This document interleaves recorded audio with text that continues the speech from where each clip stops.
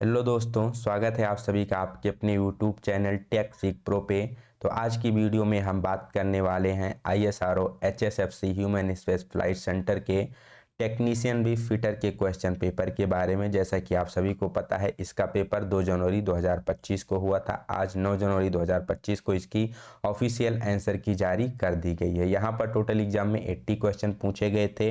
90 minute का time दिया गया था। 1/3 यहाँ पर नेगेटिव मार्किंग थी। ठीक, तो इस वीडियो में हम टोटल इस पेपर को डिस्कस करेंगे। साथ ही साथ यहाँ पर हम ये भी डिस्कस करेंगे कि किस किस क्वेश्चन पर ऑब्जेक्शन हो सकता है। तो जो लोग भी एग्जाम दिए हैं वो अंत तक वीडियो को जरूर देखना, जिससे आपको पता चल सके कि किस क्वेश्चन पर यहाँ पर आप ऑब्जेक्शन कर सकते हैं। अगर आप लोग पहली बार चैनल पर विजिट कर रहे हैं तो चैनल को सब्सक्राइब करके बेल आइकन का बटन जरूर दबाएं, जिससे आपको आगे आने वाले वीडियोस की नोटिफिकेशन मिलती रहे। तो चलिए वीडियो को स्टार्ट करते हैं। यहाँ पर अपना पहला क्वेश्चन पूछा गया है, the operation of shaping the grinding wheel to maintain concentricity with axis is called. Basically जो हम ग्राइंडिंग व्हील को क्या करते हैं, स्पिंडल पर फिक्स करते हैं, तो वो हमारा स्पिंडल के संकेंद्रीय कंसेंट्रिक रन कर सके, इसके लिए कौन सी प्रोसेस की जाती है? तो उस प्रोसेस का नाम होता है ट्रूइंग होता है। ठीक, वो क्या करते हैं, हम जो अपनी बैलेंसिंग व्हील होती है, जो अपनी ग्राइंडिंग व्हील होती है, उसको क्या किया जाता है, संकेंद्रीय रन करने के लिए ट्रू किया जाता है।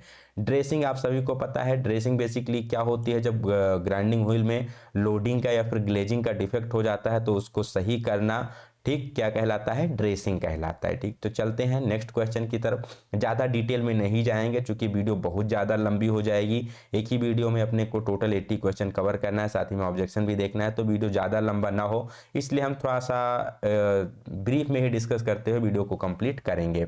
Next question, carbide cutting tools will have. जो कार्बाइड के कटिंग टूल होते हैं उस पे किस प्रकार का रेक्टेंगल दिया जाता है? तो बेसिकली आप सभी को पता होना चाहिए कार्बाइड टूल किसके लिए प्रयोग किए जाते हैं। तो जो भी आपके हाई स्ट्रेंथ के मटेरियल होते हैं उसकी यहाँ पर बेसिकली जो आपको टर्निंग करनी है, फेसिंग करनी है, बेसिकली जो सिंगल पॉइंट कटिंग टूल होते हैं, लेथ पे जो ऑपरेशन किए जाते हैं, तो उसके लिए कौन सा टूल यूज किया जाता है? कार्बाइड का कटिंग टूल यूज किया जाता है। तो ऐसे में कौन सा एंगल दिया जाता है? तो हार्ड मटेरियल के लिए एंगल कैसा होता है? निगेटिव रेक एंगल वहां पर रखा जाता है। तो इसका करेक्ट आंसर क्या हो जाएगा?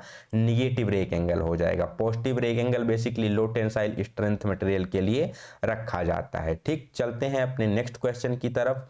What is the formula for the rivet interference for forming round head in riveting? तो बेसिकली यहाँ पर आपको रिवेट इंटरफेरेंस का फार्मूला पूछा गया है। तो इंटरफेरेंस, रिवेट इंटरफेरेंस का मतलब क्या होता है? वो आपका रिवेट का वो लेंथ जो कि डायमीटर को बनाने के लिए चाहिए होता है, उसी को क्या कहते हैं? रिवेट इंटरफेरेंस के नाम से जाना जाता है। ठीक, और ये अकॉर्डिंग टू रिवेट के शेप के अनुसार ये वेरी करता है। अब यहाँ पर राउंड हेड के लिए पूछा गया है, तो इसका क्या हो जाएगा?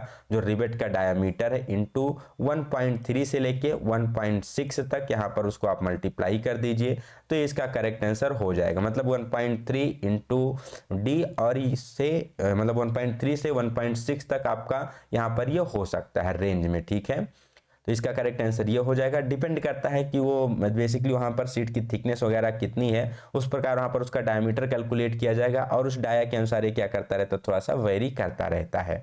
इंटरफेरेंस का मतलब क्या हो गया? जितना लेंथ आपका रिवेट के हेड को बनाने के लिए चाहिए। Next question, the lead tin based alloy with anti friction properties which is used for making bearing is called।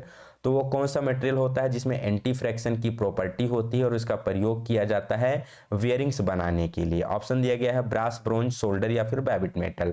तो वियरिंग मटेरियल कौन सा हो जाएगा यहाँ पर? तो बेबिट मेटल हमारा वियरिंग मटेरियल हो जाएगा। ठीक है, बेबिट मेटल हो गया, गन मेटल हो गया, इससे क्या बनाई जाती है? बियरिंग बनाई जाती है। बेबिट मेटल का कंपोजिशन क्या होता है? तो टिन 85% होता है, एंटीमनी 10% होता है, और कॉपर की मात्रा 5% होती है, जो कि बेयरिंग के लिए यहाँ पर सबसे उपयुक्त मटेरियल होता है। बाकी ब्रास, ब्रोंज ये सभी आपको पता है, सोल्डर भी आपको पता ही होगा। चलते हैं अपने नेक्स्ट क्वेश्चन की तरफ। The tension in the belt which creates a clamping force is called। The tension in the belt which creates a clamping force, मतलब उस टेंशन को क्या कहा जाता है जो कि बेल्ट में क्या करता है? क्लैंपिंग फोर्स के दौरान मतलब वो टेंशन पैदा करता है, उसको हम क्या कहते हैं? ठीक है, the tension in belt which creates a clamping force। तो बेसिकली इसके लिए यहाँ पर हमने एक सॉल्यूशन का PDF बनाया हुआ है। जो भी ऐसे क्वेश्चन जिसमें थोड़ा बहुत डाउट होगा उसको यहाँ हम क्या करेंगे, यहाँ से क्लियर करने की कोशिश करेंगे। ठीक, तो यहाँ पर बेसिकली इस क्वेश्चन का करेक्ट आंसर क्या हो जाएगा, इसका करेक्ट आंसर है प्री लोड। अब ये किस प्रकार से, इसके चारों ऑप्शन के बारे में यहाँ पर थोड़ा सा दिखा देते हैं, चूंकि ये क्वेश्चन क्या है, नया है, पहली बार पूछा गया है। तो बेसिकली जो प्री लोड होता है, प्री लोड की डिफिनेशन ही होती है, pre load refers the initial tension force और clamping force applied to a bolt or fastener to create a clamping force that hold two or more part together। तो basically जब हम क्या करते हैं, दो पार्ट को नट और बोल्ट की सहायता से एक दूसरे से जोड़ते हैं, तो यहाँ पर जब हम बोल्ट को टाइट कर रहे होते हैं नट पर, तो जो फोर्स लगाया जाता है उसी को हम उसको क्लैंप करने के लिए, तो उसी को क्या कहा जाता है, प्री लोड कहा जाता है। ठीक, तो यही इसका करेक्ट आंसर हो जाएगा। इससे हमें फायदा क्या होता है, ज्वाइंट हमारा प्रॉपरली बनता है, वहां पर लूज नहीं होता। जब प्रॉपर क्लैंपिंग फोर्स लगाएंगे तो हमारा नट बोल्ट क्या होगा, लूज नहीं होगा, और यहाँ पर जो फेलियर का रिस्क होगा कम हो जाएगा। अदर जो यहाँ पर टर्मिनोलॉजी दी गई थी, जैसे यील्ड स्ट्रेंथ, यील्ड स्ट्रेंथ का मतलब क्या होता है, the stress at which a material begin to deform plastically, मतलब वो स्ट्रेस पॉइंट जिस पर जो हमारा मटेरियल है वो प्लास्टिकली डिफॉर्म होने लगता है, उसको यील्ड स्ट्रेंथ कहते हैं। टेंसाइल स्ट्रेंथ क्या है, the maximum stress a material can withstand before failing, मतलब फेल करने से पहले कोई मटेरियल कितना स्ट्रेस को यहाँ पर वियर कर सकता है, मैक्सिमम स्ट्रेस को, वही उसका टेंसाइल स्ट्रेंथ कहलाता है। इंड्योरेंस लिमिट क्या होती है, the maximum stress a material can withstand without failing due to repeated loading and unloading cycles. Basically जब हम किसी मटेरियल पर बार बार लोडिंग करते हैं, अनलोडिंग करते हैं, फोर्स लगाते हैं, फोर्स रिमूव करते हैं, तो ऐसे कंडीशन में मैक्सिमम कितना स्ट्रेस को झेल सकता है, उसी को उसका क्या कहा जाता है, इंड्योरेंस लिमिट के नाम से जाना जाता है। तो एक नया क्वेश्चन था जो कि पहली बार यहाँ पर देखने को मिला है। इसका करेक्ट आंसर क्या हो जाएगा, प्री लोड हो जाएगा। क्लैंपिंग फोर्स के कारण जो टेंशन पैदा होती है उसको प्री लोड कहा जाता है। Next question, overall equipment efficiency OEE का फार्मूला क्या है, कई बार पूछा गया है। अवेलेबिलिटी, प्रोडक्टिविटी इनटू क्वालिटी, ये तीनों का जो मल्टीप्लिकेशन होता है यही इसका करेक्ट आंसर हो जाएगा। चलते हैं नेक्स्ट क्वेश्चन की तरफ। ये square box of mass 15 kg is resting on A horizontal surface, कोई एक 15 किलोग्राम का बॉक्स है स्क्वायर जो कि किसी सरफेस पे रखा गया। मान लो ये कोई सरफेस है, यहाँ पर हमारा ये बॉक्स रखा गया है जिसका वेट कितना दिया गया है, तो ये वेट दिया गया है 15 किलोग्राम। ठीक, the coefficient of fraction between the box and the surface 0.15। अब यहाँ पर जो कोफिशिएंट फ्रैक्शन लग रहा है बॉक्स की सरफेस और यहाँ पर जो ये आपकी ग्राउंड की सरफेस है, इसके बीच में इसका कोफिशिएंट ऑफ फ्रैक्शन 0.15 है। What is the work required to move the box by 15 metre, तो यहाँ पर बेसिकली कितना वर्क, कितना काम, कितना फोर्स आपको लगाना होगा जिससे इस बॉक्स को हम क्या कर सकें, फर्दर मूव कर सकें, कितना 15 मीटर की डिस्टेंस तक यहाँ पर हम मूव कर सकें। Take acceleration of gravity g 10 metre पर सेकेंड स्क्वायर, तो यहाँ पर ग्रेविटी की वैल्यू कितनी दी गई है, 10 मीटर पर सेकेंड स्क्वायर दी गई। बेसिकली कोई 15 किलोग्राम का बॉक्स है जो किसी धरातल पर रखा है, धरातल और बॉक्स की सरफेस के बीच जो यहाँ पर फ्रैक्शन का जो कोफिशिएंट है 0.15 है। अब इसको 15 मीटर मूव करने के लिए कितने फोर्स की, कितने कार्य की आवश्यकता होगी, जी की वैल्यू यहाँ पर 10 मीटर पर सेकेंड स्क्वायर दिया गया है। इसको भी हम देख लेते हैं टोटल डिटेल सोल्यूशन। तो बेसिकली यहाँ पर हमें क्या फाइंड आउट करना है, हमें फाइंड आउट करना है कि वर्क कितना रिक्वायर्ड होगा उस बॉक्स को मूव करने के लिए। ठीक, तो इसके लिए बेसिकली हमको क्या करना पड़ेगा, यहाँ पर हमको पहले कैलकुलेट करना पड़ेगा फोर्स कितना, फोर्स उतना जो कि क्या कर सके, उस फ्रैक्शन को यहाँ पर अवॉइड कर सके। ठीक, बेसिकली वो हमारा क्या है, बॉडी यहाँ पर बॉक्स यहाँ पर बेसिकली ये रेस्टिंग कंडीशन में है, तो इसको मूव करने के लिए इस पर हमें क्या लगाना होगा, फोर्स लगाना होगा। ठीक, और जब ये हमारा फोर्स फ्रिक्शन फोर्स से अधिक होगा तभी ये बॉडी क्या करेगी, मूव करेगी। तो पहले हमें फोर्स यहाँ पर कैलकुलेट करना है, उसी के सहारे से यहाँ पर हम क्या कैलकुलेट कर पाएंगे, वर्क कैलकुलेट कर पाएंगे। तो यहाँ पर फ्रिक्शन फोर्स का फार्मूला क्या होता है, F equal to mu into n, जहां पर म्यू क्या होता है, कोफिशिएंट ऑफ फ्रिक्शन होता है, और एन क्या होता है, एन को हम बोलते हैं नॉर्मल रिएक्शन। ठीक, नॉर्मल रिएक्शन जिसकी वैल्यू आप कैसे निकाल सकते हैं, तो which is equal to the weight of the box. तो वेट ऑफ द बॉक्स कैसे हो जाएगा, m इंटू जी, उसका मास कितना है, और एक्सीलरेशन ड्यू टू ग्रेविटी कितना है, m इंटू जी, मास इंटू ग्रेविटी को मल्टीप्लाई कर देंगे तो उसे हमें क्या पता चल जाएगा, उसका बॉक्स का वेट पता चल जाएगा, और वही क्या हो जाएगा, यहाँ पर normal force, normal reaction n के बराबर हो जाएगा। तो F की वैल्यू हमें निकालने के लिए म्यू हमें दिया गया है 0.15। अब एन हमें निकालना है, एन क्या हो जाएगा, एम इंटू जी हो जाएगा, क्योंकि बॉक्स का जो बॉक्स है उसका कितना दिया गया है, मास 15 किलोग्राम दिया गया है। जी यहाँ पर दिया गया था क्वेश्चन में आपको 10 मीटर पर सेकंड स्क्वायर, दोनों को मल्टीप्लाई कर देंगे 150 आ जाएगा। 150 को 0.15 से मल्टीप्लाई करेंगे तो 22.5 न्यूटन आ जाएगा।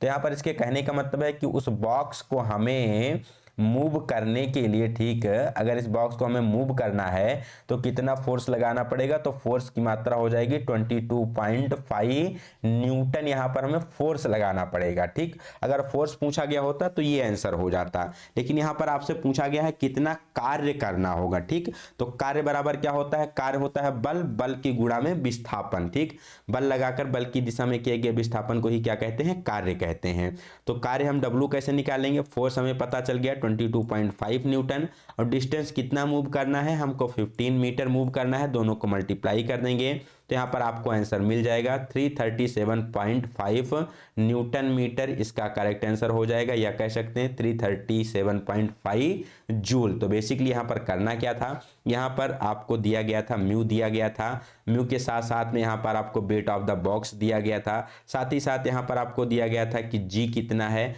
आपको सबसे पहले क्या करना था, फ्रैक्शनल फोर्स F बराबर म्यू इंटू एन से हमें फोर्स निकालना था कितना हो जाएगा, फिर W बराबर F इंटू डी से हमें क्या निकाल लेना है, यहाँ पर निकाल लेना है वर्क कितना किया जाएगा। तो 337.5 न्यूटन मीटर या फिर जूल इसका करेक्ट आंसर हो जाएगा, जो कि यहाँ पर उत्तर में दिया गया। आशा करते हैं क्वेश्चन आपको समझ में आया होगा। कोई डाउट होता है कमेंट सेक्शन में पूछ सकते हैं, या फिर टेलीग्राम ग्रुप का लिंक दिया गया है डिस्क्रिप्शन में, उसको ज्वाइन करके वहां पर भी आप अपने डाउट को पूछ सकते हैं।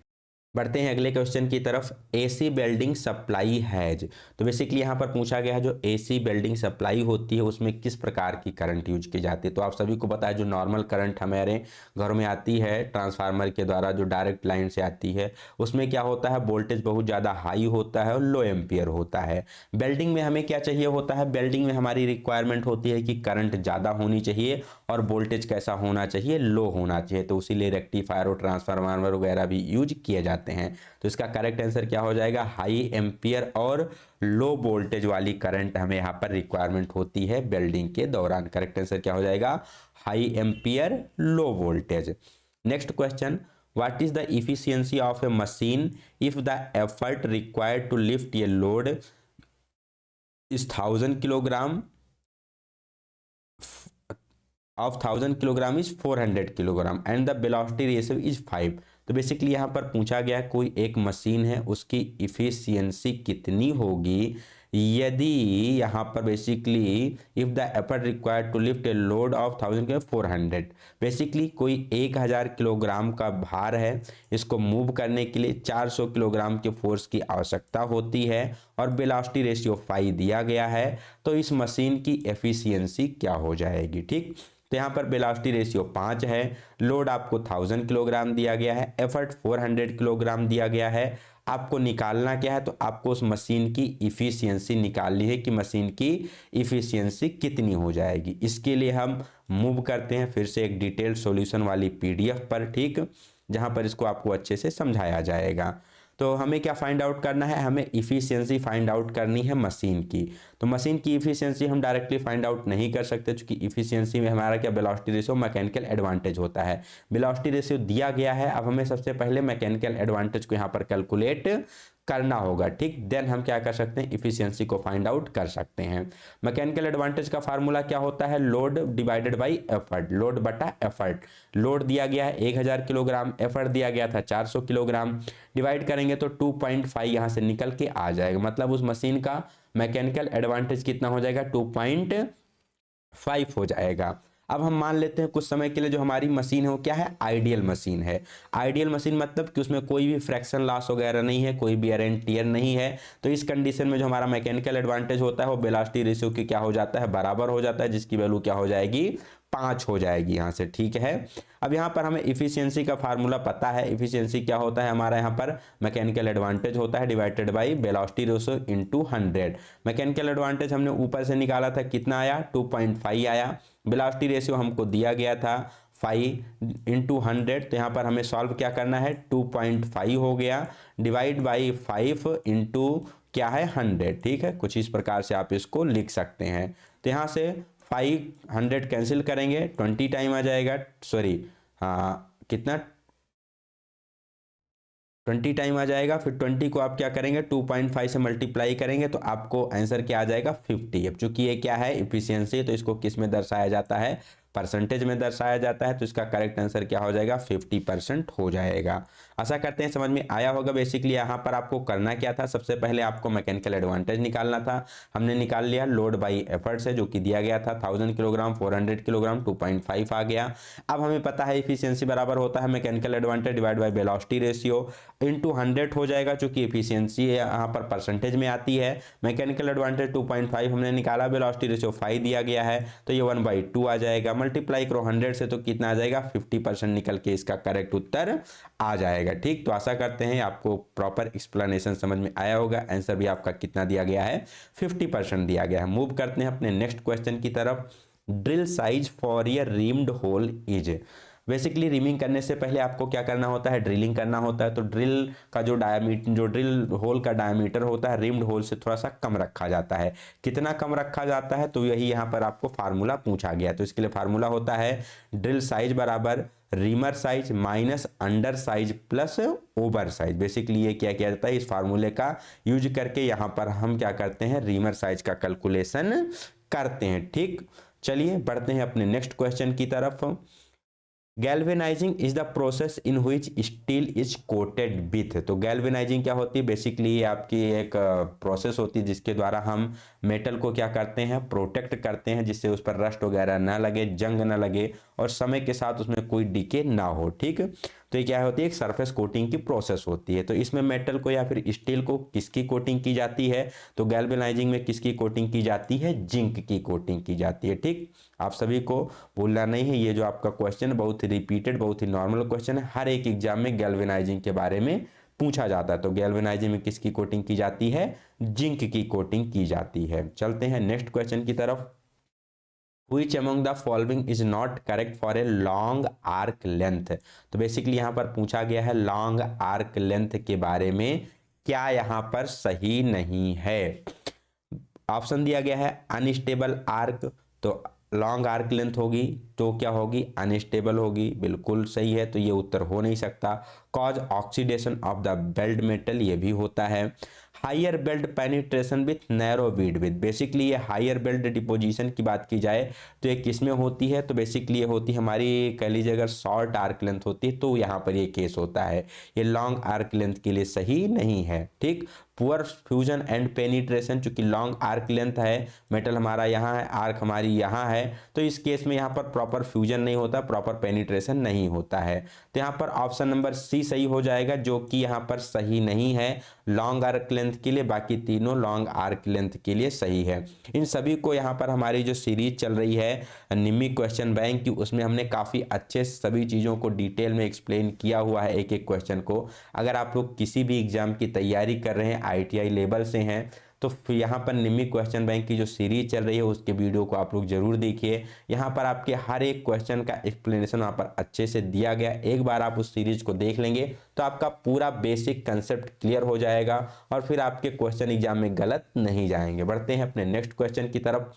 Heat treatment process carried out on steel to soften the steel and improve the machinability. ठीक, तो यहाँ पर लास्ट के ऑप्शन को पकड़ो, आपको क्या करना है स्टील को सॉफ्ट करना है और उसकी मशीनबिलिटी को इम्प्रूव करना है। तो इसके लिए कौन सी प्रोसेस की जाती है, इसके लिए अनीलिंग की जाती है। ठीक, कार्बोराइजिंग और नाइट्राइडिंग ये क्या होती है, केस हार्डनिंग की विधियां होती हैं। चलते हैं नेक्स्ट क्वेश्चन की तरफ। ये resistor of 6 ohm is connected in series to a junction where two resistor of 2 ohm and 4 ohm are connected in parallel. If voltage connected across circuit 6 volt, what will be the current flow? Basically यहाँ पर एक diagram दिया गया है, यहाँ पर एक circuit दिया गया है जिसमें 2 और 4 ओम के दो रजिस्टर हैं, प्रतिरोध हैं, पहले आपके पैरेलल में जुड़े हैं समानांतर क्रम में, फिर इसका जो आपका तुल्य प्रतिरोध होगा ये 6 ओम के साथ सीरीज में जुड़ा हुआ है समानांतर में।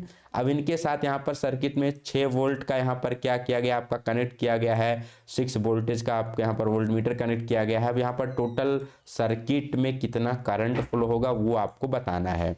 तो इसके लिए सबसे पहले आपको क्या करना होगा, तो सबसे पहले यहाँ पर आपको कैलकुलेट करना होगा जो आपका 2 ओम और 4 ओम के जो दोनों प्रतिरोध हैं, इसका आपको टोटल प्रतिरोध निकालना होगा। तो इसके लिए आपको जो फार्मूला होता है, या तो आप फार्मूला यूज कर लो, अगर 2 हैं तो टोटल R बराबर हो जाएगा R1 into R2 divided by R1 plus R2। कैसे आया, ये आप यहाँ से लिख सकते हैं 1/R बराबर 1/R1 प्लस 1/R2। अब जब इसको आप सिंप्लीफाई करते हैं क्रॉस मल्टीप्लाई करके, तो R की जो वैल्यू हो जाएगी वो आ जाएगी R1 into R2 divided by R1 plus R2। तब यहाँ से 2 और 4 ओम के प्रतिरोध हैं, तो इसका कैसे निकालेंगे, 2 into 4 divided by 2 plus 4, 8 divided by 6, यहाँ पर लगभग आ गया 1.33 ओम। तो ये जो दो आपके पैरेलल में थे, इनका आपका जो तुल्य प्रतिरोध आया कितना आया, 1.33 आया। अब ये हमारा सीरीज में कनेक्टेड है किसके साथ, 6 ओम वाले के साथ। अब सीरीज के लिए हम कैसे निकालते हैं कुल प्रतिरोध, तो सीरीज में अगर कनेक्ट है तो दोनों का हम क्या कर देते हैं, नॉर्मली जोड़ देते हैं। R बराबर R1 प्लस यहाँ पर R2 हो जाएगा। ठीक, तो यहाँ पर पहला हमारा क्या है जो सीरीज में, तो 6 ओम और 1.33 ओम दोनों को जोड़ेंगे, 7.33 ओम इसका करेक्ट आंसर, 7.33 इसका करेक्ट हो जाएगा टोटल प्रतिरोध। अब हमें निकालना क्या है, हमें निकालना है टोटल करंट कितनी फ्लो हो रही है सर्किट से। इसके लिए हम प्रयोग करेंगे ओम के लॉ का। ओम के लॉ क्या होता है, B बराबर होता है IR।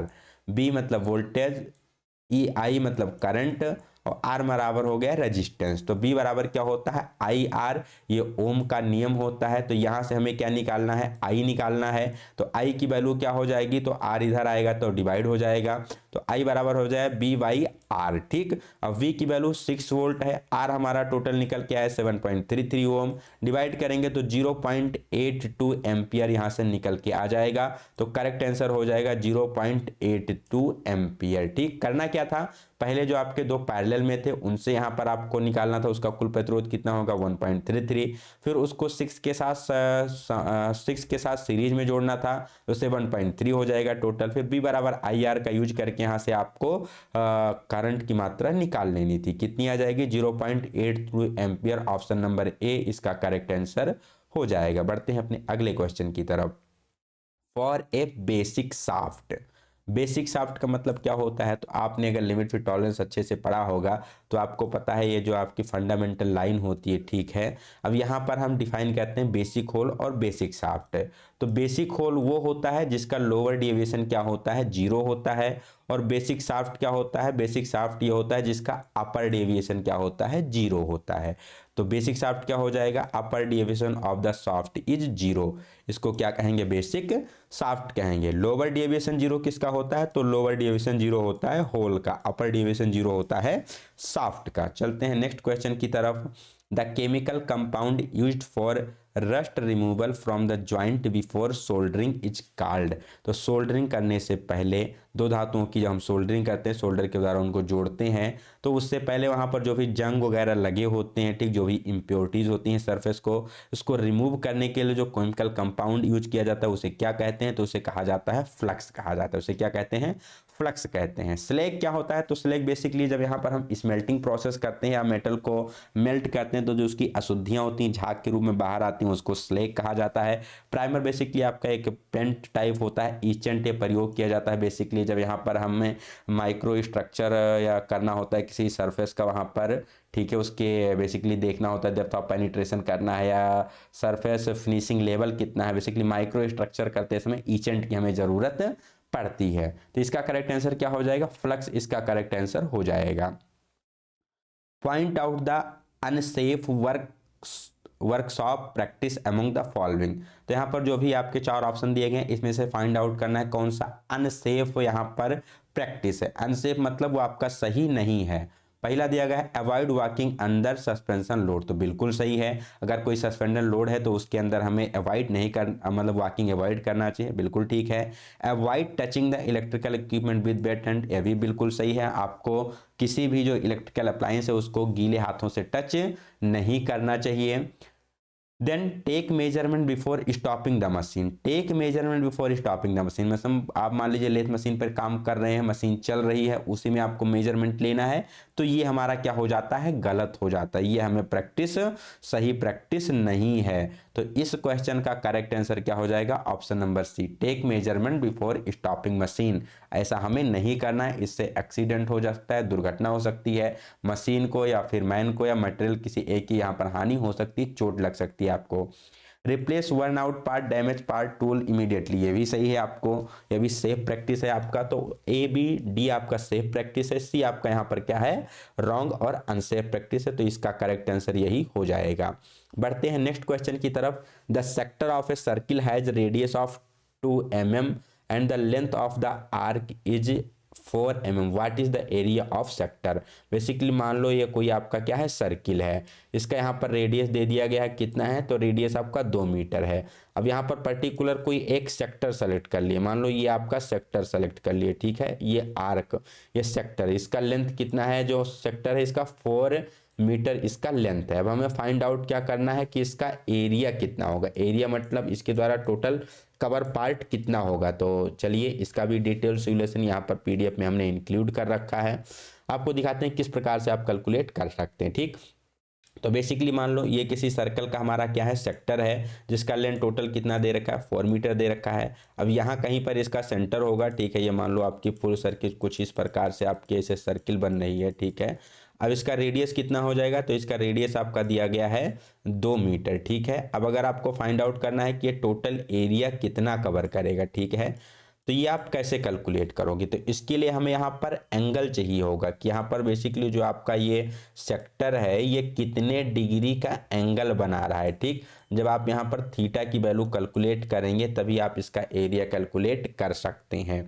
तो यहाँ पर बेसिकली थीटा सेंटर एंगल कैसे कैलकुलेट किया जाता है, तो इसका फार्मूला होता है arc length divided by the radius. तो आर्क लेंथ हमें 4 मीटर दिया गया है, रेडियस 2 मीटर दिया गया है, डिवाइड करेंगे तो यहाँ पर थीटा की वैल्यू आ जाएगी 2 रेडियन। ठीक, थीटा की वैल्यू कितनी आ जाएगी, 2 रेडियन इसकी वैल्यू आ जाएगी। ठीक, अब रेडियन से अगर आप डिग्री में बदलना चाहते हैं तो 57.3 से आप मल्टीप्लाई कर सकते हैं, वहाँ पर आपको उसकी वैल्यू पता चल जाएगी। अब हमें एरिया फाइंड आउट करना है, तो एरिया निकालने का फार्मूला होता है theta pi r square theta divide by 360। क्या होता है, 360 को आप क्या लिख सकते हो, 2 पाई लिख सकते हो, चूंकि पाई की वैल्यू क्या होती है, यहाँ पर पाई की वैल्यू होती है 180 डिग्री। ठीक, इसका स्टैंडर्ड फार्मूला क्या होता है, पाई आर स्क्वायर, ठीक है, डिवाइडेड बाई 360 डिग्री। ठीक, इससे आप क्या कर सकते हैं, यहाँ पर निकाल सकते हैं, ठीक है, sorry theta, pi r square into theta divide by 360। ठीक, अब यहाँ पर थीटा की वैल्यू कितनी आ गई, 2 आ गई, 2 पाई, यहाँ पर पाई की वैल्यू 180 आप रख देंगे। अब यहाँ पर आप इधर से निकाल सकते हैं पाई आर स्क्वायर से, टोटल जब यहाँ पर आप कैलकुलेट करेंगे तो आपको कितना पर निकल के आ जाएगा, 4 मीटर स्क्वायर निकल के आ जाएगा इसका करेक्ट आंसर। बेसिकली ये वाला फार्मूला कब यूज करना है, ये वाला जब आपको डिग्री में पता हो तब यूज करना है थीटा का वैल्यू, लेकिन यहाँ पर हमने डिग्री में निकाला नहीं है, रेडियन में निकाला है। तो रेडियन में जब भी निकालेंगे तो यहाँ पर हम फार्मूला यूज करेंगे area equal to theta divide by 2 pi into pi r square, कह सकते हो pi r square theta divide by 2 pi. ठीक, तो यहाँ पर पाई की वैल्यू आपको 180 पुट नहीं करनी, ठीक है, सॉरी फॉर द मिस्टेक।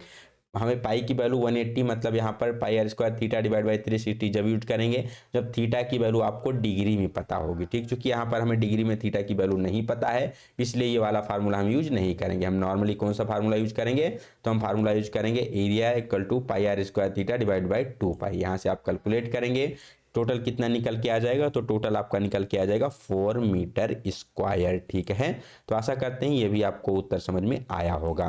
करना क्या था, सबसे पहले यहाँ पर आपको थीटा निकालना था, जो कि हमने निकाल लिया, arc length divide by radius से 2 आ गया।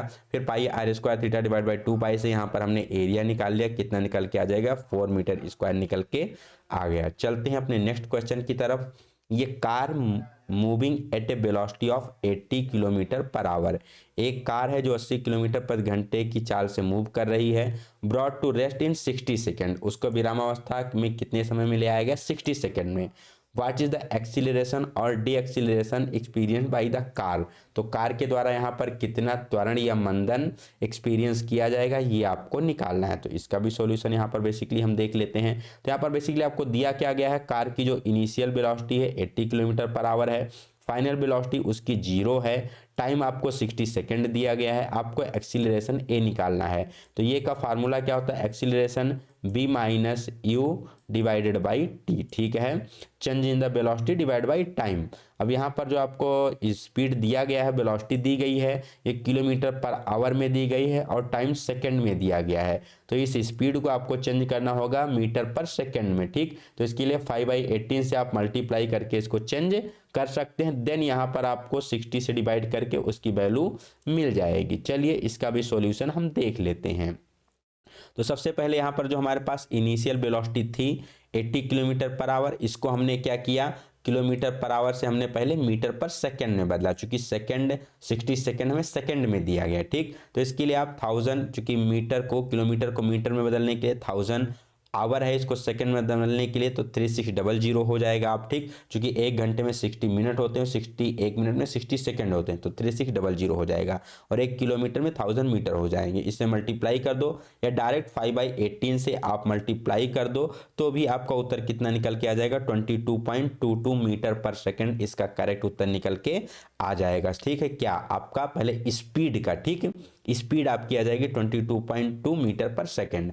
अब हमको क्या पता है, हमको पता है जो आपकी फाइनल वेलोसिटी है 0, क्यों, क्योंकि हमारी बॉडी क्या आ जाती है, रेस्ट में आती है। जब रेस्ट में आ जाएगी तो फाइनल वेलोसिटी 0 हो जाएगी। इनिशियल वेलोसिटी आपकी क्या हो गई, 22.22 मीटर पर सेकंड, टाइम 60 सेकंड है। एक्सीलरेशन आपको यहाँ पर निकालना है, तो b minus you divided by T. तो 0 में से यहाँ पर आप टोटल माइनस करोगे तो आपका कितना निकल के आ गया, तो यहाँ पर 22.2 को आप 60 से डिवाइड करोगे तो 0.37 मीटर पर सेकंड स्क्वायर यहाँ पर निकल के आ गया, ठीक है।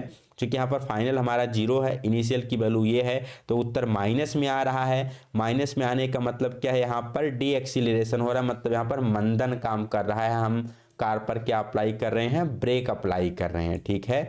जब वहाँ पर स्पीड बढ़ती है तो आपका एक्सीलरेशन होता है, स्पीड घटती है तो डी एक्सीलरेशन होता है। करना क्या था, पहले यहाँ पर स्पीड किलोमीटर पर आवर थी, आपको मीटर पर सेकंड में बदलना था। देन सिंपली आपको जो त्वरण का फार्मूला है ये बराबर b minus you by T से आपको यहाँ पर कैलकुलेट कर लेना था, कितना आ जाएगा उत्तर, 0.37 मीटर पर सेकंड स्क्वायर करेक्ट उत्तर हो जाएगा। बढ़ते हैं अगले क्वेश्चन की तरफ। Identify the type of seam in sheet metal working shown below. तो बेसिकली यहाँ पर एक सीट मेटल जॉइंट दिखाया गया है, ठीक है। आपको यहाँ पर बताना है कि कौन से किस प्रकार का जॉइंट यहाँ पर दिया गया है 2 सीटों में। तो ये क्वेश्चन काफ़ी फेमस है, अभी जितने भी रिसेंटली 5-6 आपके ऑनलाइन एग्जाम हुए हैं सब में ये क्वेश्चन लगभग पूछा जा रहा है। तो इसका करेक्ट आंसर क्या हो जाएगा, संक लैब सीम इसका करेक्ट आंसर हो जाएगा। क्योंकि यहाँ पर जो ऐसे ये सरफेस बन रही है किसका है, ये संक लैब सीम का क्या है, ये एग्जाम्पल दिया गया है, ठीक है। बाकी आपको लैब सीम तो आपको नॉर्मल पता ही है, लैब एक दूसरे के ऊपर जब यहाँ पर हम क्या करते हैं, एक दूसरे के ऊपर रखकर एक दूसरे को यहाँ पर देख सकते हैं ओवरलैप कर रहा है, तो इसी को लैब कहते हैं। ये शंख के शेप में बना है तो इसको क्या कहते हैं, शंख लैब कहते हैं, ठीक। बढ़ते हैं अपने नेक्स्ट क्वेश्चन की तरफ। For an interference fit, interference fit मतलब इंटरफियरेंस कब होगा, जब शाफ्ट का साइज बड़ा होगा, होल का साइज छोटा होगा। The difference between the size of the hole and the size of the shaft before assembly is. तो यहाँ पर बेसिकली कह रहे हैं कि जो इंटरफेरेंस फिट होती है इसमें अगर बात किया जाए तो डिफरेंस बिटवीन होल का साइज और शाफ्ट के साइज का जो अंतर होता है ये क्या होता है। तो पहले होल दिया गया है, बाद में शाफ्ट दिया गया है, तो इसका उत्तर क्या आ जाएगा, निगेटिव में आ जाएगा। चूंकि होल छोटा होता है और शाफ्ट आपका बड़ा होता है, तो अगर आप होल में से शाफ्ट के साइज को माइनस करोगे तो निगेटिव में आएगा। चूंकि होल का जो मैक्सिमम साइज होगा वो शाफ्ट के मिनिमम साइज से भी क्या होता है, कम होता है। इस कंडीशन में आपकी क्या होती है, इंटरफेरेंस फिट होती है, ठीक है। जो आपका शाफ्ट का जो सबसे छोटा से छोटा साइज होगा वो होल के बड़े से बड़े साइज से क्या होगा, बड़ा होगा, ठीक।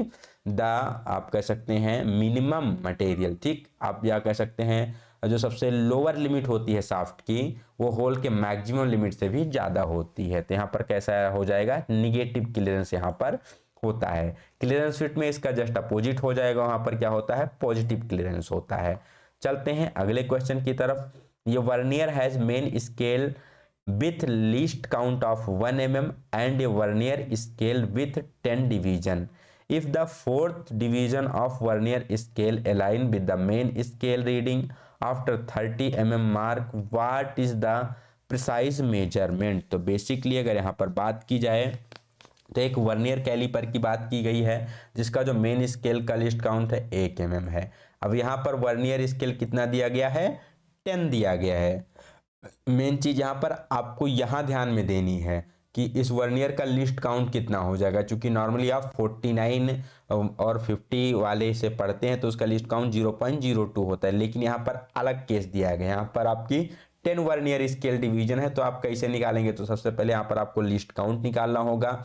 देन यहाँ पर फोर्थ डिवीजन मैच कर रहा है, इससे आप क्या निकालेंगे, सब स्केल की रीडिंग निकालेंगे, और मेन स्केल की रीडिंग आपको 30 दी गई है। फिर आप यहाँ पर टोटल इसका क्या कर सकते हैं, निकाल सकते हैं। इसका भी यहाँ पर हमने दिया है आपको सॉल्यूशन, ठीक। तो सबसे पहले आपको क्या करना है, वर्नियर कैलिपर का लिस्ट काउंट पता करना है। तो इसके लिए बेसिकली आप क्या करोगे, जो लिस्ट काउंट मेन स्केल दिया गया उसको आप नंबर ऑफ वर्नियर स्केल से डिवाइड कर दो डायरेक्टली। तो 1 को 10 से डिवाइड कर दो तो 0.1 mm इसका वर्नियर स्केल का लिस्ट काउंट निकल के आ जाएगा, ठीक है।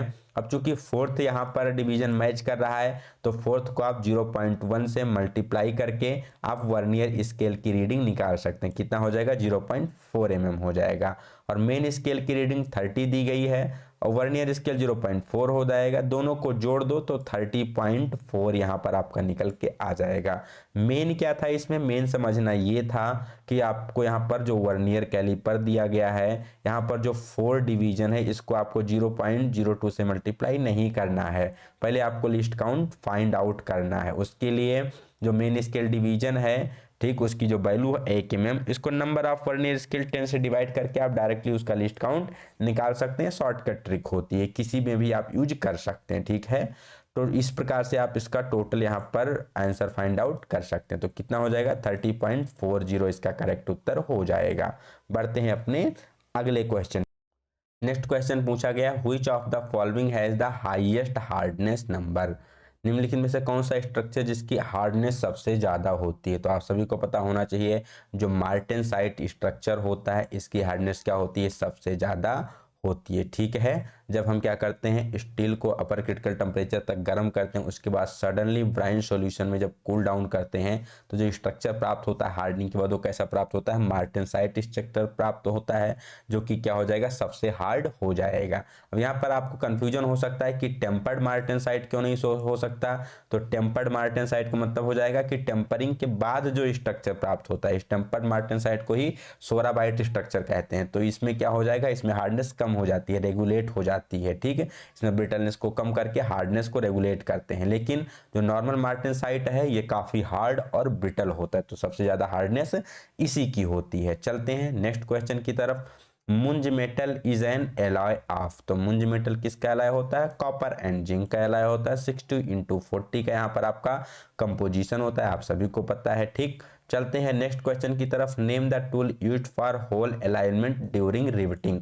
तो रिवेटिंग के दौरान किस बेसिकली यहाँ पर टूल का प्रयोग किया जाता है दो होल को अलाइनमेंट करने के लिए। तो किसका प्रयोग किया जाता है, ड्रिफ्ट का प्रयोग किया जाता है। किसका प्रयोग किया जाता है, ड्रिफ्ट का।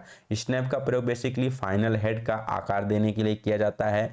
इस रिवेट सेट का प्रयोग बेसिकली दो सीटों को यहाँ पर क्लोज करने के लिए, एक आपस में एक दूसरे के पास में लाने के लिए। डॉली को बेसिकली यहाँ पर सपोर्ट करने के लिए, हेड का जो दूसरा वाला सिरा होता है उसको सपोर्ट करने के लिए रिवेटिंग के दौरान प्रयोग करते हैं। ड्रिफ्ट को प्रयोग करते हैं अलाइन करने के लिए, ठीक है, दो होल्स को। चलते हैं नेक्स्ट क्वेश्चन की तरफ। The imaginary circle on which two matching gear seems to be rolling is called. तो गियर का जो इमेजिनरी सर्किल होता है जिस पर दो आपके गियर क्या होते हैं, रोलिंग करते हुए प्रतीत होते हैं, उसको क्या कहा जाता है। तो जो भी आपका इमेजिनरी होता है वो कहाँ पर होता है, पिच सर्किल होता है। चाहे आप थ्रेड में बात करो या फिर आप गियर में बात करो, जो इमेजिनरी होगा वो क्या होगा, पिच होगा, ठीक। Next question, what is the accuracy of caliper. तो कैलिपर क्या है, एक प्रकार का आपका इनडायरेक्ट मेजरिंग टूल है जिसको हम स्टील रूल पर इसकी जो रीडिंग होती है उसको ट्रांसफर करते हैं। तो जो स्टील रूल की एक्यूरेसी हो जाएगी वही कैलिपर की हो जाएगी। स्टील रूल की कितनी होती है, 0.5 mm होती है, तो कैलिपर की 0.5 mm हो जाएगी। Next question, which among the following welding process does not require a shielding gas. कौन सा ऐसा यहाँ पर वेल्डिंग की प्रोसेस है जिसमें सील्डिंग गैस की जरूरत नहीं पड़ती है। क्वेश्चन आपको ध्यान से पढ़ना होता है, ठीक है, कि यहाँ पर आपको डज नॉट रिक्वायर, आवश्यकता नहीं होती है। तो यहाँ पर आपको क्वेश्चन ध्यान से पढ़ना है कि किसमें आपको सील्डिंग गैस की जरूरत नहीं होती है। तो यहाँ पर MAG, MIG, TIG बेसिकली ये तीनों होती हैं, इसमें आपको ज़रूरत होती है। SMAW जिसे आप सबमर्ज्ड मेटल आर्क वेल्डिंग कहते हैं, तो बेसिकली यहाँ पर आपकी ज़रूरत नहीं होती। कई जगह उसका दूसरा यहाँ पर भी आपको फुल फॉर्म देखने को मिल सकता है, समझ गया, सील्डेड मेटल आर्क वेल्डिंग भी कह सकते हैं। तो जो इस क्वेश्चन का करेक्ट आंसर है, ये करेक्ट आंसर क्या हो जाएगा, डी हो जाएगा। इसमें आपको जरूरत नहीं पड़ती, बाकी तीनों में जरूरत पड़ती है। थोड़ा सा इसका यहाँ पर हम डिटेल देख सकते हैं। तो SMAW है, कई जगह सबमर्ज्ड आर्क वेल्डिंग के नाम से भी मिलता है या सील्डेड मेटल आर्क वेल्डिंग इसको कहा जाता है। तो बेसिकली जो सील्डेड मेटल आर्क वेल्डिंग होती है, इसमें हम कंज्यूमेबल इलेक्ट्रोड का प्रयोग करते हैं, जिस पर क्या होती है, फ्लक्स की कोटिंग की हुई होती है।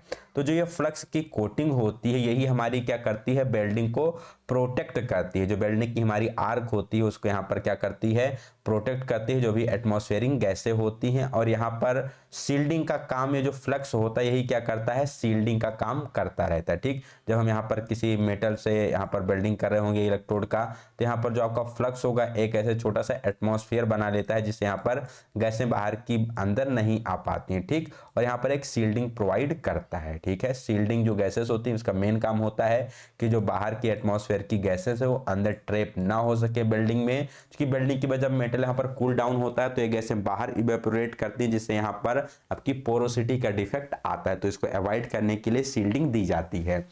तो shielded metal arc gas welding में जो हमारा इलेक्ट्रोड होता है कंज्यूमेबल, उसमें जो फ्लक्स की कोटिंग होती है, इसकी वजह से यहाँ पर हमें जरूरत नहीं पड़ती है। नेक्स्ट यहाँ पर जो आपका होता है MEG, जो मेटल एक्टिव गैस है, इसमें बेसिकली CO2 का यूज किया जाता है। MIG जिसे हम मेटल इनर्ट गैस वेल्डिंग के नाम से जानते हैं, इसमें आर्गन का यूज करते हैं। ठीक है, एज ए सील्डिंग के रूप में। और जो टिग होता है, टंगस्टन इनर्ट गैस वेल्डिंग के नाम से जाना जाता है, इसमें भी हम आर्गन या फिर हीलियम गैस का प्रयोग करते हैं वेल्डिंग करते समय। ये चीज आपको ध्यान में रखनी है। इन सभी वेल्डिंग जो सील्डिंग गैसेस होती हैं, इनका काम होता है जो यहाँ पर आपकी गैसेस होती हैं एटमॉस्फेरिक, उसको अवॉइड करना, जिससे यहाँ पर पोरोसिटी ना हो सके और अच्छा यहाँ पर वेल्ड आपको मिले।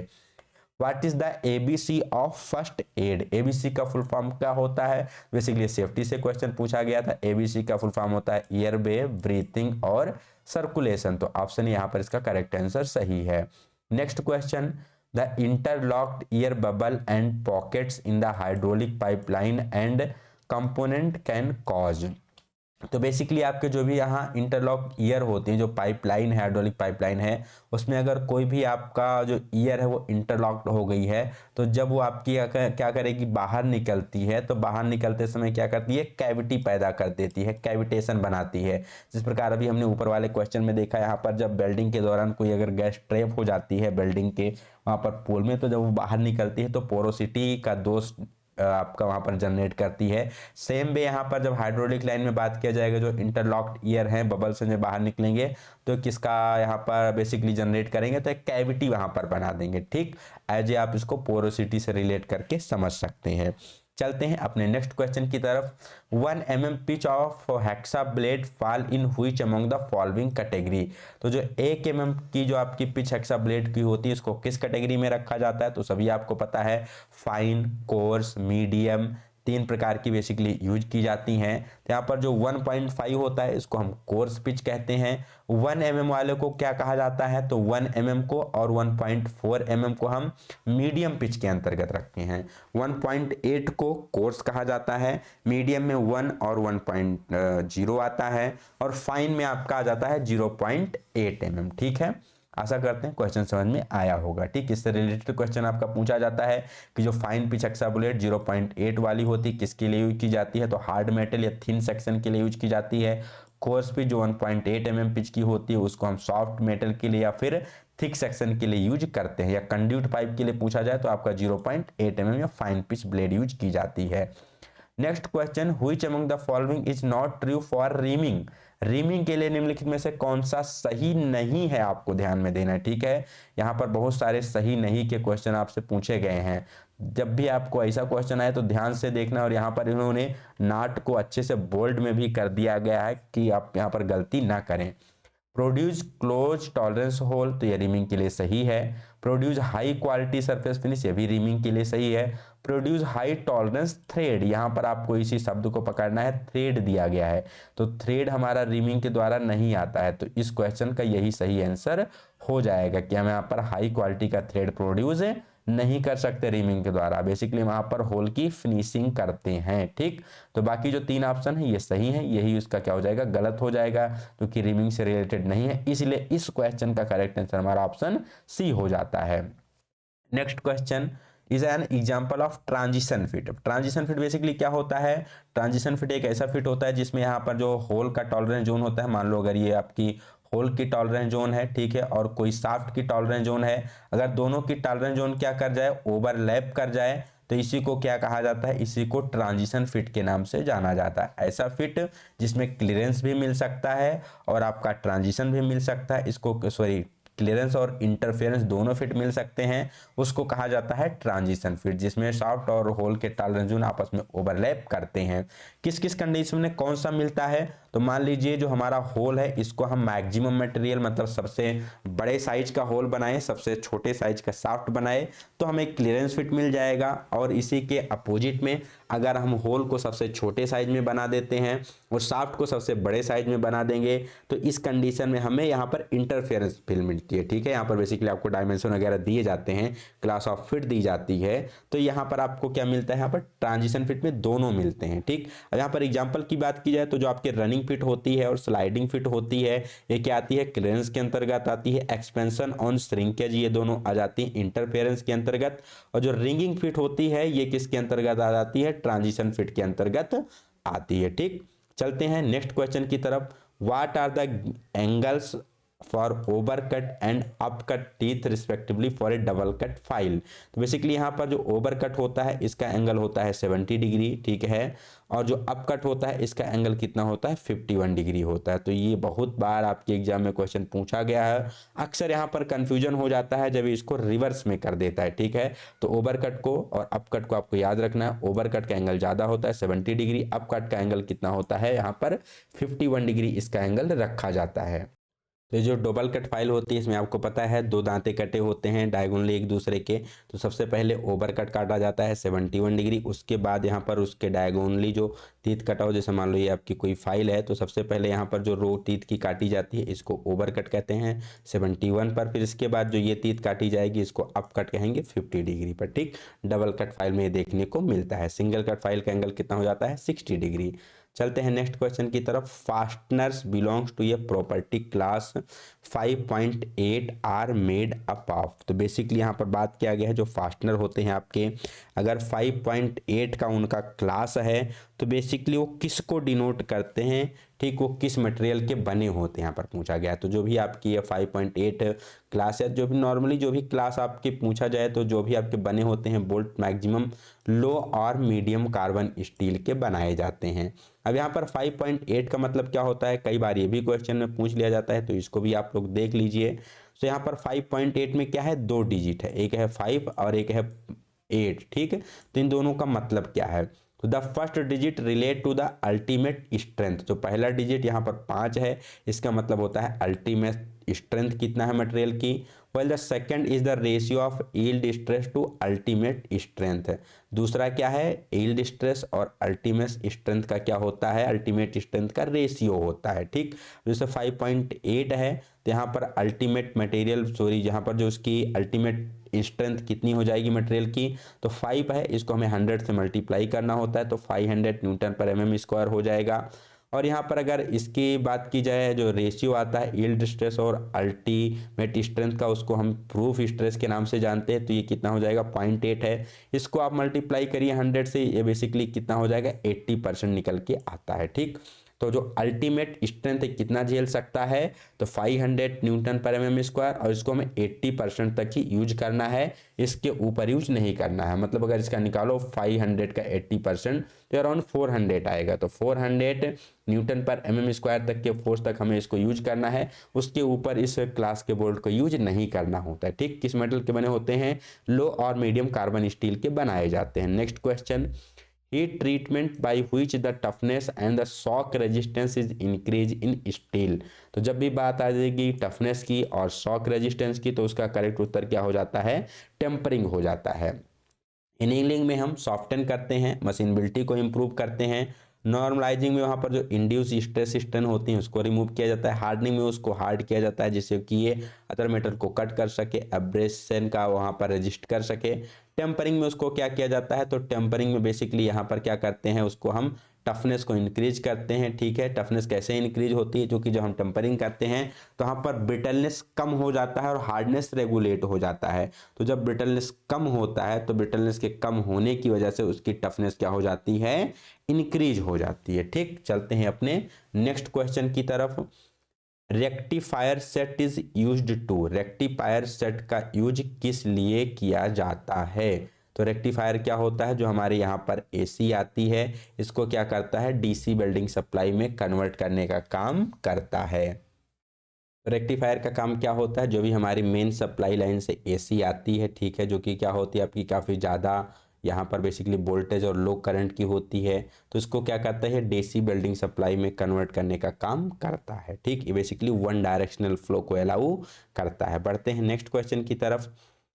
कैलोराइजिंग is the process of coating steel with, तो कैलोराइजिंग में किसकी कोटिंग की जाती है, तो कैलोराइजिंग में एल्युमिनियम की कोटिंग की जाती है। किसकी कोटिंग की जाती है, एल्युमिनियम की कोटिंग की जाती है। और गैल्वेनाइजिंग में किसकी कोटिंग की जाती है, तो गैल्वेनाइजिंग में जिंक की कोटिंग की जाती है। ठीक, बढ़ते हैं अपने नेक्स्ट क्वेश्चन की तरफ। The term allowance is in limit and fit is usually referred to, तो बेसिकली अलाउंस क्या होता है, अलाउंस बेसिकली क्या होता है, इसको हम जानबूझकर देते हैं किसी भी फिटिंग में होल एंड शाफ्ट के बीच। तो ये क्या होता है, minimum clearance between shaft and hole, कम से कम क्लियरेंस हम कितना रख सकते हैं शाफ्ट और होल के बीच, उसी को क्या कहा जाता है, उसी को अलाउंस कहा जाता है। ठीक है, और इसको क्या करते हैं हम इंटेंशनली जानबूझकर देते हैं क्लियरेंस को। ठीक, बट ये कितना होना चाहिए, कम से कम होना चाहिए। या आप इसको अगर दूसरे शब्दों में बताना चाहो इसकी परिभाषा तो कह सकते हैं द इंटेंटेड और the intentional difference between the maximum shaft size and the minimum hole size is called allowance. तो मैक्सिमम शाफ्ट आ गया, मिनिमम होल आ गया, तो क्लियरेंस क्या हो जाएगा, मिनिमम आ जाएगा। ठीक, पढ़ते हैं अपने नेक्स्ट क्वेश्चन की तरफ।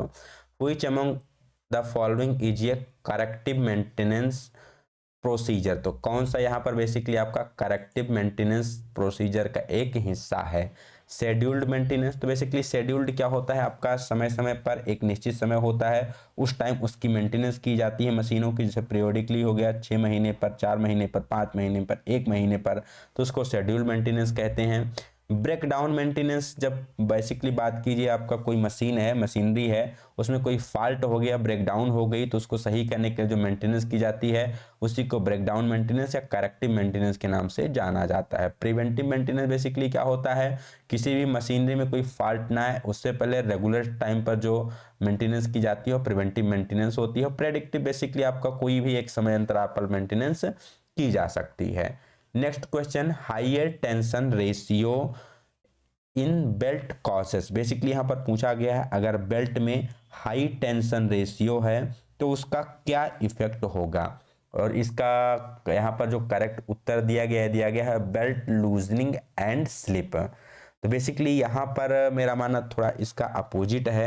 अगर आप लोग चाहें तो इस क्वेश्चन पर ऑब्जेक्शन रेज कर सकते हैं। ठीक है, पहला क्वेश्चन मुझे मिला है जिसका उत्तर थोड़ा सा हमको गलत लग रहा है, इस पर आप लोग ऑब्जेक्शन कर सकते हैं। ठीक है, टेंशन हाई होगा तो क्या होगा, बेसिकली यहाँ पर जो इन्होंने उत्तर दिया है बेल्ट लूजनिंग एंड स्लिप, तो बेल्ट लूज और स्लिप कब करेगा, तो बेसिकली स्लिप कब करेगा, जब यहाँ पर आपका टेंशन कम होगा। टेंशन कम होगा तो बेल्ट हमारा क्या होगा, लूज होगा, जिससे वो स्लिप कर सकता है। ठीक है, इसीलिए हम बेल्ट को क्या करते हैं, टाइट करते हैं। लेकिन जब हमारा एक नॉर्मल टेंशन से ज़्यादा टेंशन हो जाएगा तो ज़्यादा टेंशन होने में क्या हो सकता है, बेल्ट थोड़ा स्ट्रेच कर जाएगा। स्ट्रेच मतलब थोड़ा टाइट हो जाएगा, जिससे बेल्ट में हमारे ब्रेकेज की संभावना हो सकती है, बेल्ट हमारा टूट सकता है। तो हमारे हिसाब से इसका करेक्ट आंसर ये हो जाएगा, इसका जो हमारा करेक्ट आंसर होना चाहिए था ये ऑप्शन नंबर ये होना चाहिए था कि हाईयर टेंशन से क्या होगा, बेल्ट में स्ट्रेचिंग आएगी, टाइटनिंग आएगी और बेल्ट ब्रेक हो सकता है। ठीक है, तो आप लोग का क्या राय है आप लोग कमेंट सेक्शन में दे सकते हैं। अगर आप ऑब्जेक्शन करना चाहेंगे तो आप लोग बताइएगा, इसका जो प्रॉपर प्रूफ है हम आपको अवेलेबल करवाएंगे टेलीग्राम ग्रुप को ज्वाइन करके, वहां पर आप हमसे पूछ सकते हैं, इसका हम आपको सॉल्यूशन डिटेल उपलब्ध करवा देंगे। नेक्स्ट क्वेश्चन की तरफ चलते हैं। यहाँ पर आपको पूछा गया है representation of third angle projection, तो ये भी क्वेश्चन यहाँ पर आपका ऑब्जेक्शन हो सकता है, इस क्वेश्चन पर भी ऑब्जेक्शन किया जा सकता है। यहाँ पर इन्होंने बेसिकली थर्ड एंगल प्रोजेक्शन का सिंबल पूछा है और इन्होंने ऑप्शन ए को करेक्ट माना है, ठीक है। तो ऑप्शन ए को करेक्ट माना है। अब यहाँ पर बहुत सारे विद्यार्थी होंगे जिन्होंने ऑप्शन सी को टिक किया होगा, तो अगर बात किया जाए तो ऑप्शन ए और ऑप्शन सी दोनों आपका थर्ड एंगल प्रोजेक्शन का सिंबल होता है। ऑप्शन बी और ऑप्शन डी ये दोनों आपके फर्स्ट एंगल प्रोजेक्शन के सिंबल होते हैं। यहाँ पर थोड़ा सा हम आपको क्लियर करना चाहेंगे, यहाँ पर हमने आपको रेफरेंस के लिए दिया है, ठीक है। JD&T बेसिक वेबसाइट से यहाँ पर हमने कॉपी करके दिया है। बेसिकली यहाँ पर आपको ध्यान क्या देना होता है, जब आप थर्ड एंगल प्रोजेक्शन देखते हैं तो यहाँ पर जो छोटे वाला आपको जो स्टीप टेपर होता है, ठीक है, आपका जो ये छोटा वाला साइड स्टीप टेपर होता है ये सर्किल के सामने होना चाहिए, ठीक है। अब ये किसी भी ओरिएंटेशन में हो सकता है, पहले आप यहाँ पर कोनिकल शेप बना के फिर सर्किल बनाओ, या सर्किल बना के फिर कोनिकल शेप। यहाँ पर 4 ओरिएंटेशन डिफरेंट आपको दिखाया गया है, इस चारों में से कोई भी हो, कोई भी आपका ये आपका थर्ड एंगल प्रोजेक्शन का सही हो सकता है, ठीक है। तो ये भी ऑप्शन में दिया गया है और ये भी ऑप्शन में दिया गया है, तो इसलिए यहाँ पर आप मल्टीपल ऑप्शन सही है, इस केस में आप इसमें ऑब्जेक्शन कर सकते हैं। जैसे यहाँ पर अगर आप फर्स्ट एंगल का देखेंगे तो फर्स्ट एंगल में क्या होता है, जो आपका बड़ा वाला साइड है ये सर्किल के सामने होना चाहिए, ठीक है। जैसे यहाँ पर हम आपको लेमन लैंग्वेज सबसे आसान भाषा में बता रहे हैं, ठीक है, समझने के लिए।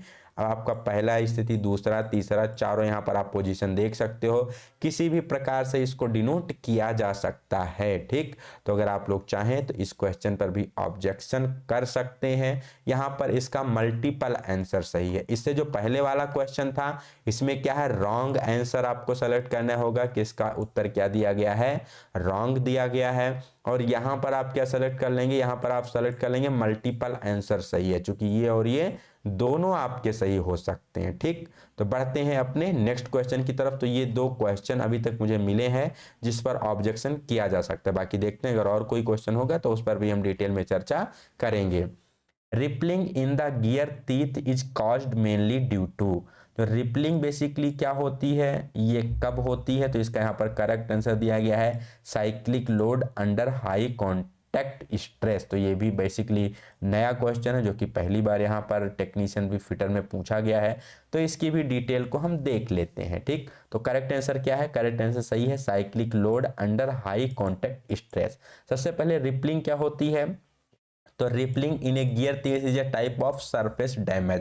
बेसिकली रिपलिंग क्या है, एक प्रकार का सरफेस का डैमेज होता है that occur due to repeated application of high contact stress typically under cyclic loading condition. Basically जब हम बार बार रिपीटेडली किसी भी गियर के टीथ पर हम क्या करते हैं, बार बार हाई स्ट्रेस, काफ़ी हाई लोड अप्लाई करते हैं, तो यहाँ पर जो उसके दांतें होती हैं, उसकी जो सरफेस होती है थोड़ा सा प्लास्टिकली डिफॉर्म कर जाती है, शेप उसका क्या हो जाता है, चेंज सा हो जाता है, उसमें थोड़ा सा वियर टियर हो जाता है, तो उसी को रिपलिंग कहा जाता है, ठीक। तो किस लिए होती है, साइक्लिक लोड की वजह से होती है। जब बार बार काफ़ी हाई स्ट्रेस में साइक्लिक लोड दिया जाता है तो उस कंडीशन में ये चीज़ होती है।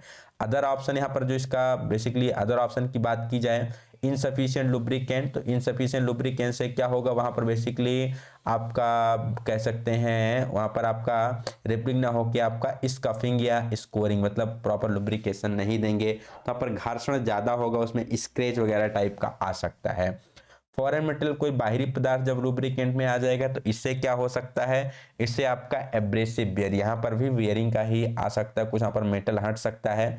ओवरलोड होने से क्या हो सकता है, आपका फ्रैक्चर या फिर बेंडिंग हो सकती है, ना कि रिपलिंग। तो रिपलिंग के लिए सही आंसर हो जाएगा साइक्लिक लोडिंग। चलते हैं अपने नेक्स्ट क्वेश्चन की तरफ। आइडेंटिफाई द फिट H7J6, तो यहाँ पर आपको दिया गया H7J6, अभी हमने ऊपर बात की थी आपके ट्रांजिशन फिट के बारे में, ठीक। तो ये किसका एग्जांपल है, ट्रांजिशन फिट का एग्जांपल है। तो इसमें होल और शाफ्ट दोनों का टॉलरेंस जोन क्या करता है, आपस में ओवरलैप करता है, ठीक। कभी ये क्लियरेंस फिट देता है, कभी ये आपका इंटरफेरेंस फिट देता है, डिपेंडिंग अपॉन किस प्रकार से आप इसको फिनिश करते हैं, ठीक। तो बेसिकली अगर आप यहाँ पर बात करें तो एच का मतलब क्या है, या आपका कह सकते हैं फंडामेंटल आपका जो टॉलरेंस ग्रेड है ये होल के लिए है, ठीक है। फंडामेंटल डेविएशन है टॉलरेंस का, जो 7 है ये टॉलरेंस ग्रेड है होल के लिए। जे क्या है तो स्मॉल लेटर है, ये शाफ्ट का फंडामेंटल डेविएशन है। और 6 क्या है, यहाँ पर शाफ्ट के लिए टॉलरेंस ग्रेड दी गई है। तो H7 ये आपका बेसिक होल हो गया, जिसकी लोअर डेविएशन 0 है। अब अगर आपका ये ए से एच के बीच में होता है तो ये किसके अंतर्गत आता है, आपका क्लियरेंस फिट के अंतर्गत आता है। जे के एल एम एन है तो ये किसके अंतर्गत आता है, जे से एन ये ट्रांजिशन फिट के अंतर्गत आता है। एन ओ तक कह लीजिए। फिर उसके बाद पी से, कई बार यहाँ पर क्यू से भी मिलता है, अगर जेड तक है तो ये किसके अंतर्गत आ जाता है, तो बेसिकली ट्रांजिशन फिट के अंतर्गत आता है। सबसे ज़्यादा यहाँ पर जे और एन के बारे में पूछा जाता है तो ये ट्रांजिशन फिट में आते हैं। बढ़ते हैं अगले क्वेश्चन की तरफ। Which type of drill is used for drilling normal low carbon steel. यहाँ पर नॉर्मल शब्द दे दिया गया है, ठीक है। नॉर्मल लो कार्बन स्टील है तो किसके लिए प्रयोग किया जाएगा, एन टाइप का यहाँ पर प्रयोग किया जाएगा, ठीक है। अगर यही बात किया जाए हार्ड मेटल होगा तो यहाँ पर एच टाइप प्रयोग किया जाएगा, सॉफ्ट मेटल के लिए एस टाइप प्रयोग किया जाएगा। आप सभी को पता है कि जो ड्रिल का हेलिक्स एंगल होता है, ये 3 प्रकार के हेलिक्स एंगल के अनुसार ड्रिल पाई जाती है। H N S, H normal, H hard के लिए, एच सॉफ्ट के लिए, एन नॉर्मल के लिए, और स्टैंडर्ड 27.5 डिग्री उसका एंगल रखा जाता है। बढ़ते हैं अगले क्वेश्चन की तरफ। As the percentage of carbon increase in the steel. तो जैसे जैसे स्टील में कार्बन की परसेंटेज मात्रा बढ़ती जाती है तो वैसे वैसे क्या होता है, उसकी हार्डनेस बढ़ती जाती है। और हार्डनेस बढ़ेगी तो उसमें ब्रिटलनेस की प्रॉपर्टी आएगी, और ब्रिटलनेस की प्रॉपर्टी से आने से क्या होता है, उसकी डक्टिलिटी घटती जाती, मतलब उसको हम ज़्यादा स्ट्रेच नहीं कर सकते, उसको हम वायर वगैरह उसके नहीं बना सकते। तो जो मेटल जितना ज़्यादा हार्ड होगा उतना ही ज़्यादा ब्रिटल होगा और उसकी डक्टिलिटी उतनी ही कम होगी, ठीक है। इसी को इम्प्रूव करने के लिए टेम्परिंग प्रोसेस की जाती है। और स्पेसिफिकली अगर कहीं क्वेश्चन में पूछ लिया जाए कि किसी मेटल की हमें डक्टिलिटी बढ़ानी है तो कौन सा वहाँ पर हीट ट्रीटमेंट प्रोसेस करेंगे, तो एनीलिंग उसका करेक्ट आंसर सही होता है। ये चीज़ भी आप लोग ध्यान में रखिएगा।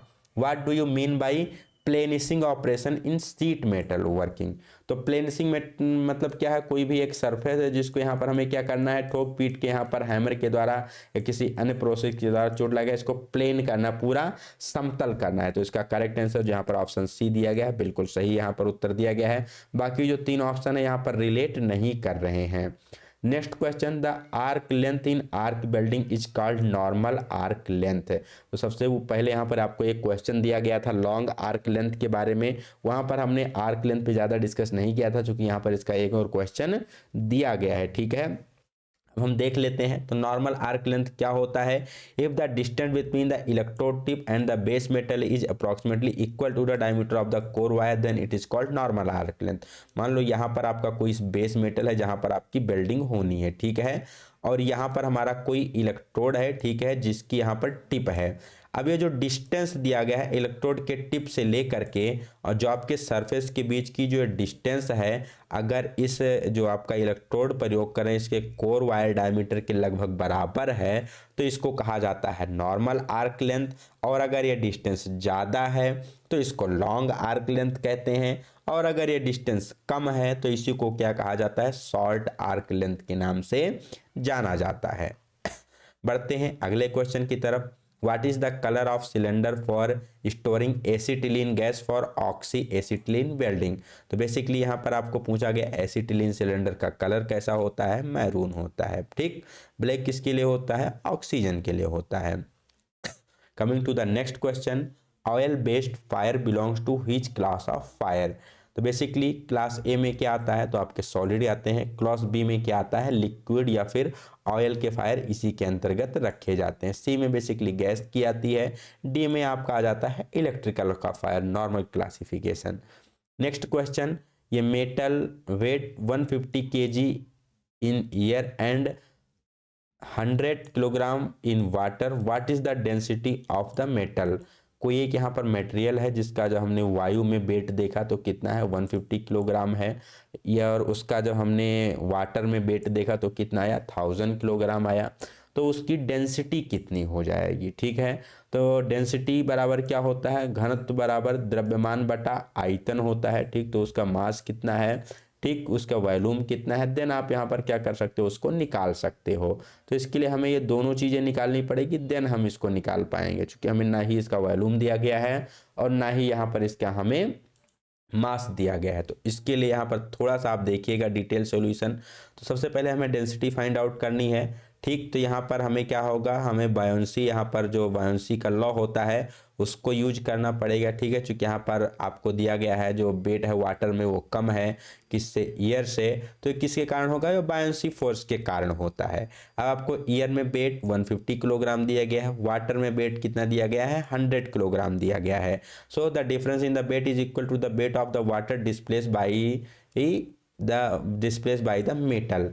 तो यहाँ पर कितना कम जो वेट है, वेट में कमी कितनी है, ठीक है। वायु में 150 था, वाटर में 100 हो गया। तो जितना यहाँ पर आपका कम हो गया वो किसके बराबर हो गया, तो ये उतना ही कम होता है जितना ये वाटर को क्या करेगा, डिस्प्लेस करेगा। जब किसी पदार्थ को किसी द्रव में डुबोया जाता है तो क्या करती है, अपने भार के बराबर द्रव को विस्थापित करने का काम करती है। मतलब उसका जितना ज़्यादा वेट होगा उतने ही वेट के पानी को यह क्या करेगा, डिस्प्लेस करेगा, बाहर यहाँ से निकालेगा। तो हम उसका वेट कैसे निकाल सकते हैं, वाटर का वेट कितना डिस्प्लेस किया गया, तो 150 में से 100 को माइनस करेंगे तो यहाँ पर 50 किलोग्राम हमारा निकल के आ गया, जो कि वेट क्या किया गया है, डिस्प्लेस किया गया है, ठीक है। Then since the weight of water displaced is equal to 50 kilogram and density of water is approximately 1000, हमें वाटर का डेंसिटी कितना पता है, 1000 किलोग्राम मीटर क्यूब पता है। तो यहाँ से हम क्या कर सकते हैं, वॉल्यूम को कैलकुलेट कर सकते हैं, ठीक है। तो वॉल्यूम ऑफ मेटल कैसे निकालेंगे, तो weight of the water displaced, यही क्या हो जाएगा, बेसिकली उसका वेट हो जाएगा।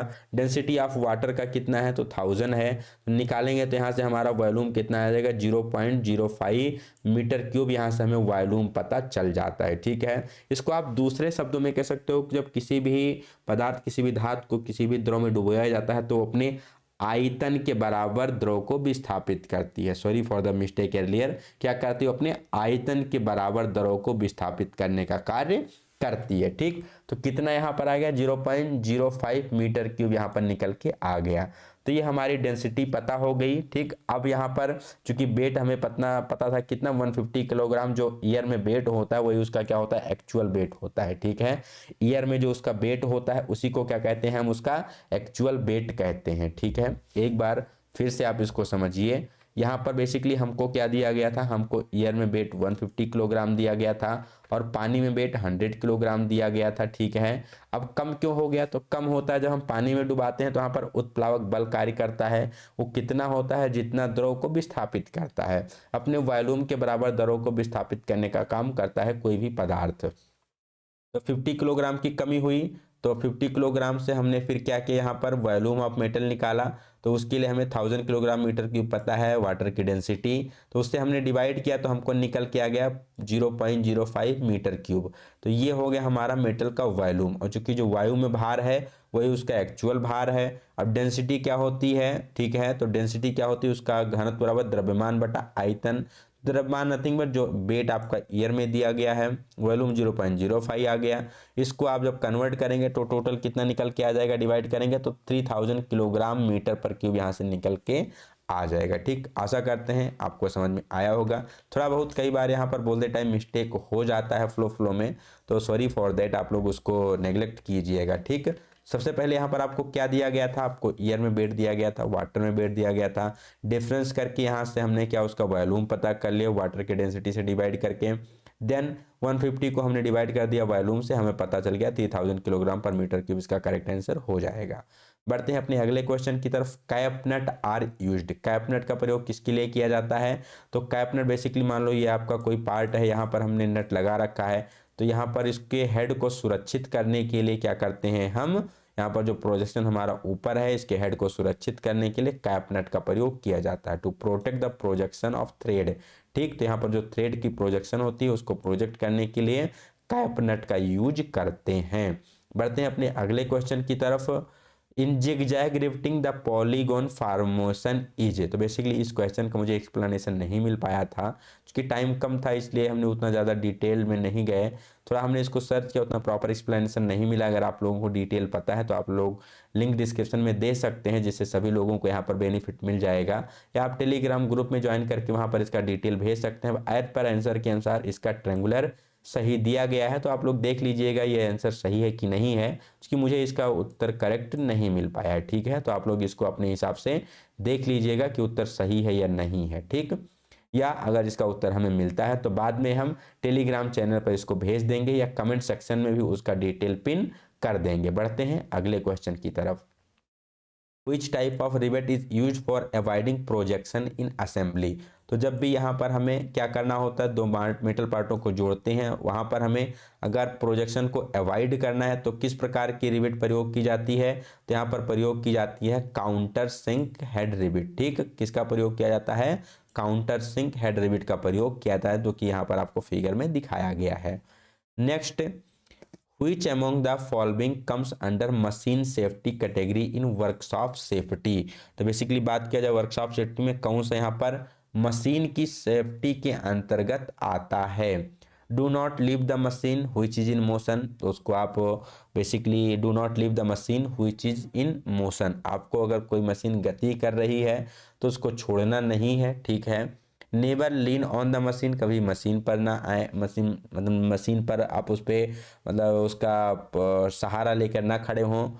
Clean the machine only when it is not in motion, जब भी मशीन को क्लीन करें तो इंश्योर करें वो क्या है? रुकी हुई अवस्था में है। Do not attempt operating the machine until you know how to operate it properly, तो मशीन को जब तक ऑपरेट ना करें जब तक आपको पता नहीं हो कि मशीन को कैसे ऑपरेट करना है।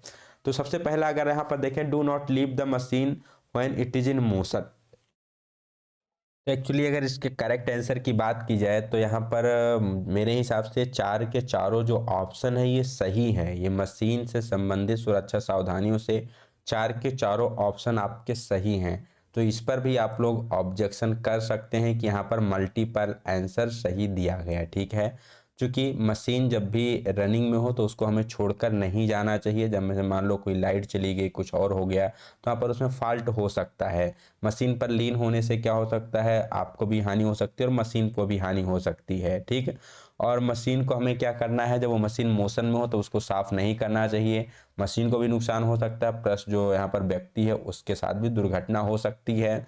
और लास्ट जो है, do not attempt operating machine, जब तक आपको मशीन के बारे में सही से पता ना हो उसको ऑपरेट नहीं करना है। दोनों को नुकसान हो सकता है, ऑपरेटर को और मशीन को भी। तो मेरे हिसाब से चार के चारों उत्तर इसके सही हैं। अब चूंकि यहाँ इन्होंने ऑप्शन नंबर डी इसका केवल करेक्ट आंसर दिया है, तो आप यहाँ पर क्या कर सकते हैं? इस पर ऑब्जेक्शन रेज कर सकते हैं कि मल्टीपल आंसर इसके क्या दिए गए हैं? सही दिए गए हैं। ठीक, चलिए बढ़ते हैं नेक्स्ट क्वेश्चन की तरफ। बाकी आप लोगों की क्या राय है आप लोग कमेंट सेक्शन में उसको बता सकते हैं। Identify the pneumatic component symbol given below, यहाँ पर न्यूमेटिक सिंबल आपको पूछा गया था। सिंपल सर्किल, एक एरो, तो ये किसका यहाँ पर एग्जाम्पल है? तो ये एग्जाम्पल दिया गया है प्रेशर गेज का। ये किसका उदाहरण दिया है? तो यहाँ पर प्रेशर गेज का सिंबल दिखाया गया है। अगर अदर ऑप्शन की बात की जाए, जैसे यहाँ पर फिल्टर का पूछा गया है, तो फिल्टर आपको सभी को पता होना चाहिए, कुछ इस प्रकार से बनता है। ठीक है, कुछ इस प्रकार से यहाँ पर अगर फिल्टर का सिंबल पूछा जाए आप लोगों से, तो फिल्टर में ऐसे एक आपका स्क्वायर बना के यहाँ पर पूरी ऊपर से नीचे तक की कुछ इस प्रकार से लाइन होती है। तो ये किसको दर्शाता है? ये आपका फिल्टर को दर्शाता है। लुब्रिकेटर का अगर यहाँ पर बनाना हो तो लुब्रिकेटर में सिंपली क्या होता है? केवल और केवल एक ही लाइन होती है यहाँ पर ऐसे, तो ये किसको दर्शाता है? लुब्रिकेटर को दर्शाता है।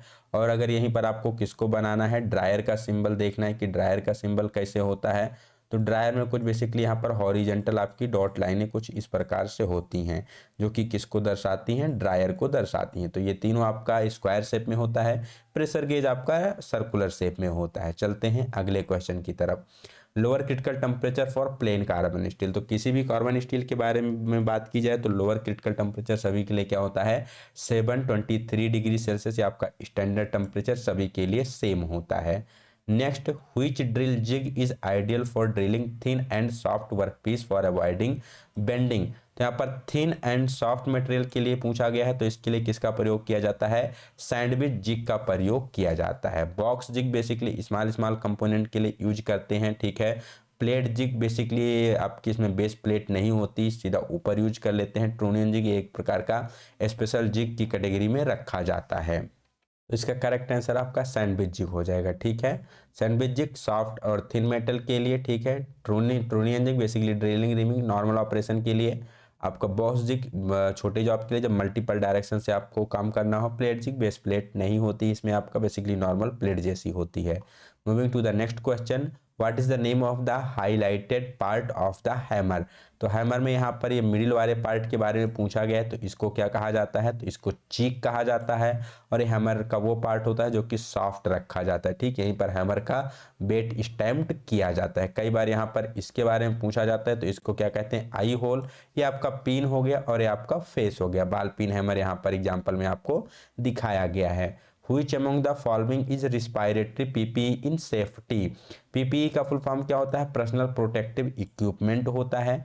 अब रिस्पायरेटरी से संबंधित क्या है, जो कि सांस लेने से संबंधित है, तो क्या हो जाएगा, नोज मास्क सही हो जाएगा। ईयर ये किससे संबंधित है, कानों से, नॉइज से संबंधित है। ग्लव से आपका हैंड से संबंधित हो गया। फेस शील्ड ये आपका क्या हो गया, चेहरे से संबंधित हो गया। नोज मास्क किससे संबंधित हो गया, रिस्पायरेटरी से। एप्रन देता तो बॉडी से हो गया। आपका शूज देता तो किससे हो जाएगा, फीट से हो जाएगा। Next question, find the safe load that can be suspended from a metal wire of A diameter 7 mm if the ultimate stress is 40 kg and factor of safety is 2। ठीक, तो बेसिकली यहाँ पर आपको safe load बताना है जो कि suspend किया जा सकता है एक मेटल वायर के द्वारा, जिसका डायमीटर 7 mm है और उसका अल्टीमेट स्ट्रेस 40 किलोग्राम पर मीटर स्क्वायर और फैक्टर ऑफ सेफ्टी कितना है, 2 दिया गया है। इसका भी क्वेश्चन का पूरा डिटेल सॉल्यूशन यहाँ पर हमने दे रखा है। चलिए देख लेते हैं कि किस प्रकार से इसको कैलकुलेट करना है। तो सबसे पहले आपको क्या फाइंड आउट करना है, आपको सेफ लोड फाइंड आउट करना है। So to find out safe load, we need to calculate the cross section area of the wire and then use the formula for safe load. तो सबसे पहले हमें cross sectional area को find out करना होगा, उसके बाद हम सेफ लोड को कैलकुलेट कर पाएंगे।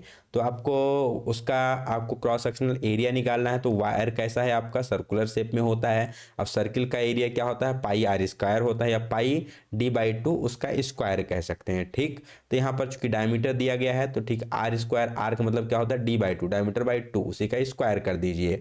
तो यहाँ पर आप इसको कैलकुलेट करेंगे तो अप्रॉक्सीमेटली ये कितना आ जाएगा, पाई इंटू 3.5 का स्क्वायर करना है। तो अप्रॉक्स आपका 38.48 इसका क्या निकल के आएगा, एरिया निकल के आएगा वायर का। ठीक है, मान लीजिए कोई वायर है कुछ इस प्रकार से सर्कुलर शेप में, इसका आपको एरिया फाइंड आउट करना है। तो कितना निकल के आएगा, पाई आर स्क्वायर से तो 38.48। देन यहाँ पर हमें क्या दिया गया, अल्टीमेट जो स्ट्रेस है वो 40 किलोग्राम पर mm स्क्वायर दिया गया है। फैक्टर ऑफ सेफ्टी 2 दिया गया है। तो यहाँ से पहले हम सेफ स्ट्रेस कैलकुलेट करेंगे। सेफ स्ट्रेस क्या होता है, अल्टीमेट स्ट्रेस बटा factor of safety. Ultimate stress 40 दिया गया है, फैक्टर ऑफ सेफ्टी 2 दिया गया है। तो सेफ स्ट्रेस हमारा हो जाएगा 20 किलोग्राम पर mm स्क्वायर। अब इसका यूज करके यहाँ पर हम सेफ लोड को कैलकुलेट कर सकते हैं। तो सेफ लोड बराबर क्या होता है, सेफ स्ट्रेस इनटू एरिया।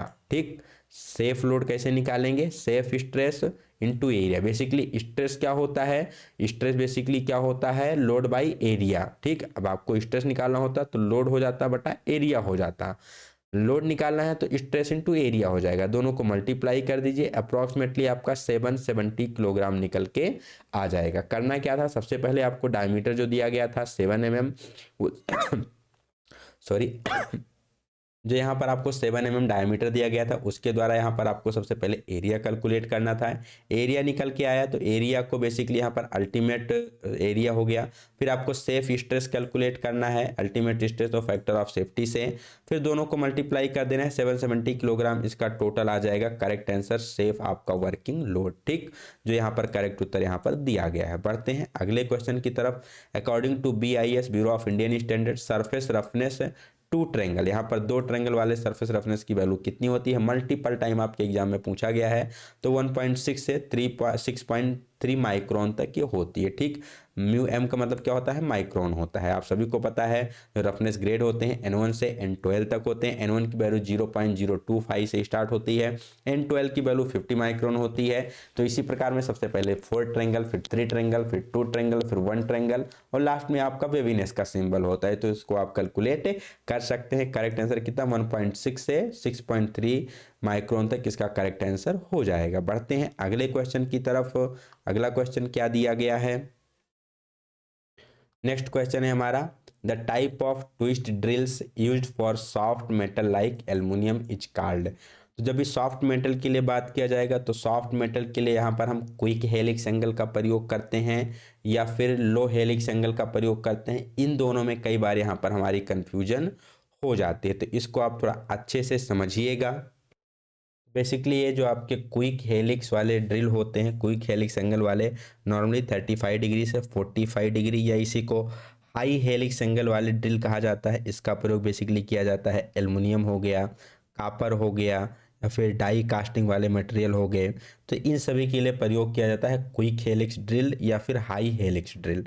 अगर पूछ लिया जाए लो हेलिक्स ड्रिल वाले का प्रयोग किसके लिए किया जाता है, तो इसका प्रयोग बेसिकली अगर मान लीजिए प्लास्टिक हो गया या आपके अदर जो मेटल्स होते हैं जैसे ब्रास वगैरह हो गया, तो उसके लिए इसका प्रयोग बेसिकली यहाँ पर किया जाता है। तो ये क्वेश्चन आपसे कई बार एग्जाम में पूछा जाता है, तो इसको आप ध्यान में रखिएगा। क्विक हेलिक्स ड्रिल का प्रयोग किसके लिए किया जाता है, एल्युमिनियम के लिए किया जाता है। अराउंड अप्रॉक्स स्टैंडर्ड पूछा जाए तो 40 डिग्री इसका एंगल आपका हो जाता है हेलिक्स एंगल, ठीक है। एल्युमिनियम, कॉपर, मैग्नीशियम, ऐसे जो आपके मेटल्स होते हैं किसका प्रयोग किया जाता है, क्विक हेलिक्स ड्रिल का प्रयोग किया जाता है। नेक्स्ट चलते हैं आपका arc welding electrode connected to positive terminal of power supply is called. तो बेसिकली आपको सबसे पहले पता होना चाहिए यहाँ पर पोलैरिटी का मतलब होता क्या है। तो बेसिकली पोलैरिटी क्या होती है, the direction of flow of the current. हमारा जो करंट है किस डायरेक्शन में फ्लो कर रहा है उसी को क्या कहते हैं, पोलैरिटी कहते हैं, ठीक है। अब बेसिकली यहाँ पर दो चीज़ें होती हैं, एक होता है हमारा बेस मेटल जिस पे हमें वेल्डिंग करनी होती है, एक होता है हमारा इलेक्ट्रोड, ठीक है, जिसके द्वारा यहाँ पर वेल्डिंग की जाती है, ठीक। अब जो हमारी करंट होती है वो बेसिकली क्या होती है, फ्लो ऑफ इलेक्ट्रॉन होती है। इलेक्ट्रॉन पे कैसा चार्ज होता है, निगेटिव चार्ज होता है। तो निगेटिव चार्ज है तो ये किसकी तरफ अट्रैक्ट होगा, पॉजिटिव चार्ज की तरफ अट्रैक्ट होगा। तो अगर जहां पर हमारा पॉजिटिव कनेक्ट होगा वहां पर ज़्यादा इलेक्ट्रॉन जाएंगे, क्योंकि वहां पर पॉजिटिव है, निगेटिव चार्ज आपका इलेक्ट्रॉन है, तो ज़्यादा से ज़्यादा पॉजिटिव पे जाएगा। तो जहां पर पॉजिटिव होगा वहां पर आपकी ज़्यादा करंट जाएगी, ठीक है। तो यहाँ पर जब हम क्या करते हैं, जॉब को, वर्क पीस को पॉजिटिव से कनेक्ट कर देते हैं और यहाँ पर जो आपका इलेक्ट्रोड है इसको नेगेटिव से कनेक्ट कर देते हैं, तो सारे के सारे जो मैक्सिमम यहाँ पर 3/4 जो इलेक्ट्रॉन्स होते हैं, करंट होती है, वो किस पर आपकी फोकस हो जाती है, वो जॉब पर फोकस हो जाती है, ठीक है। और ऐसे केस में सबसे ज़्यादा हीट जॉब पर होती है, 3/4, 1/4 इलेक्ट्रोड पर होती है।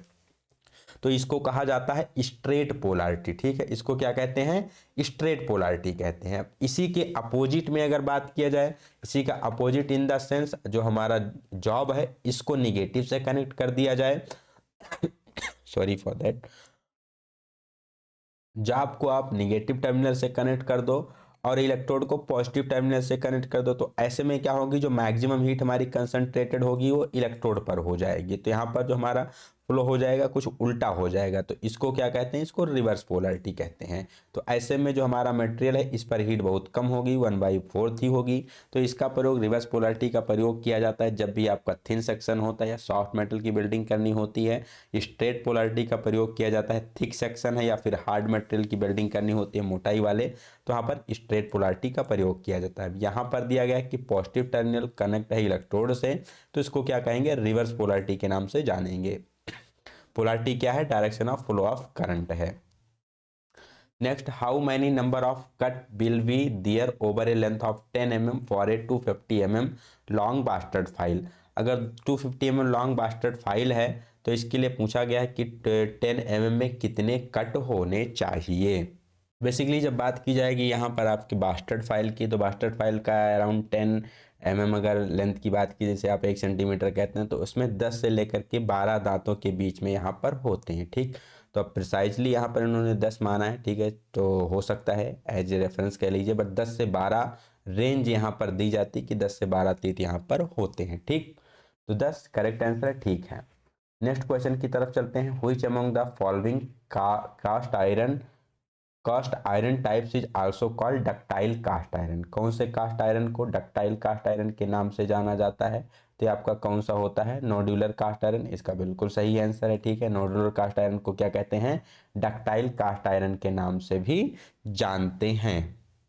बेसिकली इसमें होता क्या है, जब यहाँ पर हम और कोई स्मेल्टिंग प्रोसेस के द्वारा गुजारते हैं तो बेसिकली वहाँ पर हम क्या कर देते हैं, उसमें मैग्नीशियम ऐड कर देते हैं। तो मैग्नीशियम ऐड करने के कारण जहाँ पर आयरन में ग्रेफाइट उपस्थित होता है वो बेसिकली फ्लैग के रूप में निकल कर के क्या हो जाता है, गोलाकार, वो स्फीयर शेप में हो जाता है ग्रेफाइट जो उसके अंतर्गत उपस्थित होता है। तो इसकी वजह से यहाँ पर उसमें डक्टिलिटी का काफ़ी अच्छा गुण आ जाता है। तो इस डक्टाइल आयरन को हम क्या कहते हैं, नोडुलर कास्ट आयरन के नाम से भी जानते हैं। काफ़ी अच्छी इसकी स्ट्रेंथ होती है, काफ़ी अच्छी फ्लेक्सिबिलिटी, ड्यूराबिलिटी और इलास्टिसिटी भी काफ़ी इसकी अच्छी होती है। तो इसको कई बार स्फोरोडाइल ग्रेफाइट आयरन या स्फोरोडाइल आयरन के नाम से या फिर कास्ट आयरन के नाम से या शॉर्ट फॉर्म में एसजी आयरन के नाम से भी जाना जाता है। बढ़ते हैं अपने अगले क्वेश्चन की तरफ। Centre gauge are used for, centre gauge का प्रयोग किस लिए करते हैं, तो जब भी यहाँ पर हम लेथ मशीन पर कोई ऑपरेशन करते हैं तो उससे पहले टूल को सेंटर हाइट पर सेट करने के लिए बेसिकली इसका प्रयोग किया जाता है। तो checking and setting tool in the lathe, यहाँ पर थोड़ा इनको और अच्छे से देना था, setting at the centre height, ठीक है, तो इसका प्रयोग किया जाता है।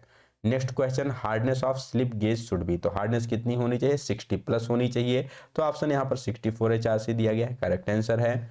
Next question, what is the material used for insulated रिबिट used in electrical assemblies, तो यहाँ पर इंसुलेशन के लिए किसका प्रयोग किया जाता है, तो यहाँ पर आपका ऐसे प्रयोग किया जाएगा जिसकी कंडक्टिविटी काफ़ी लो होती है, जिसे हम इंसुलेटर कहते हैं, या आप उसे अचालक कह सकते हैं, कुचालक कह सकते हैं।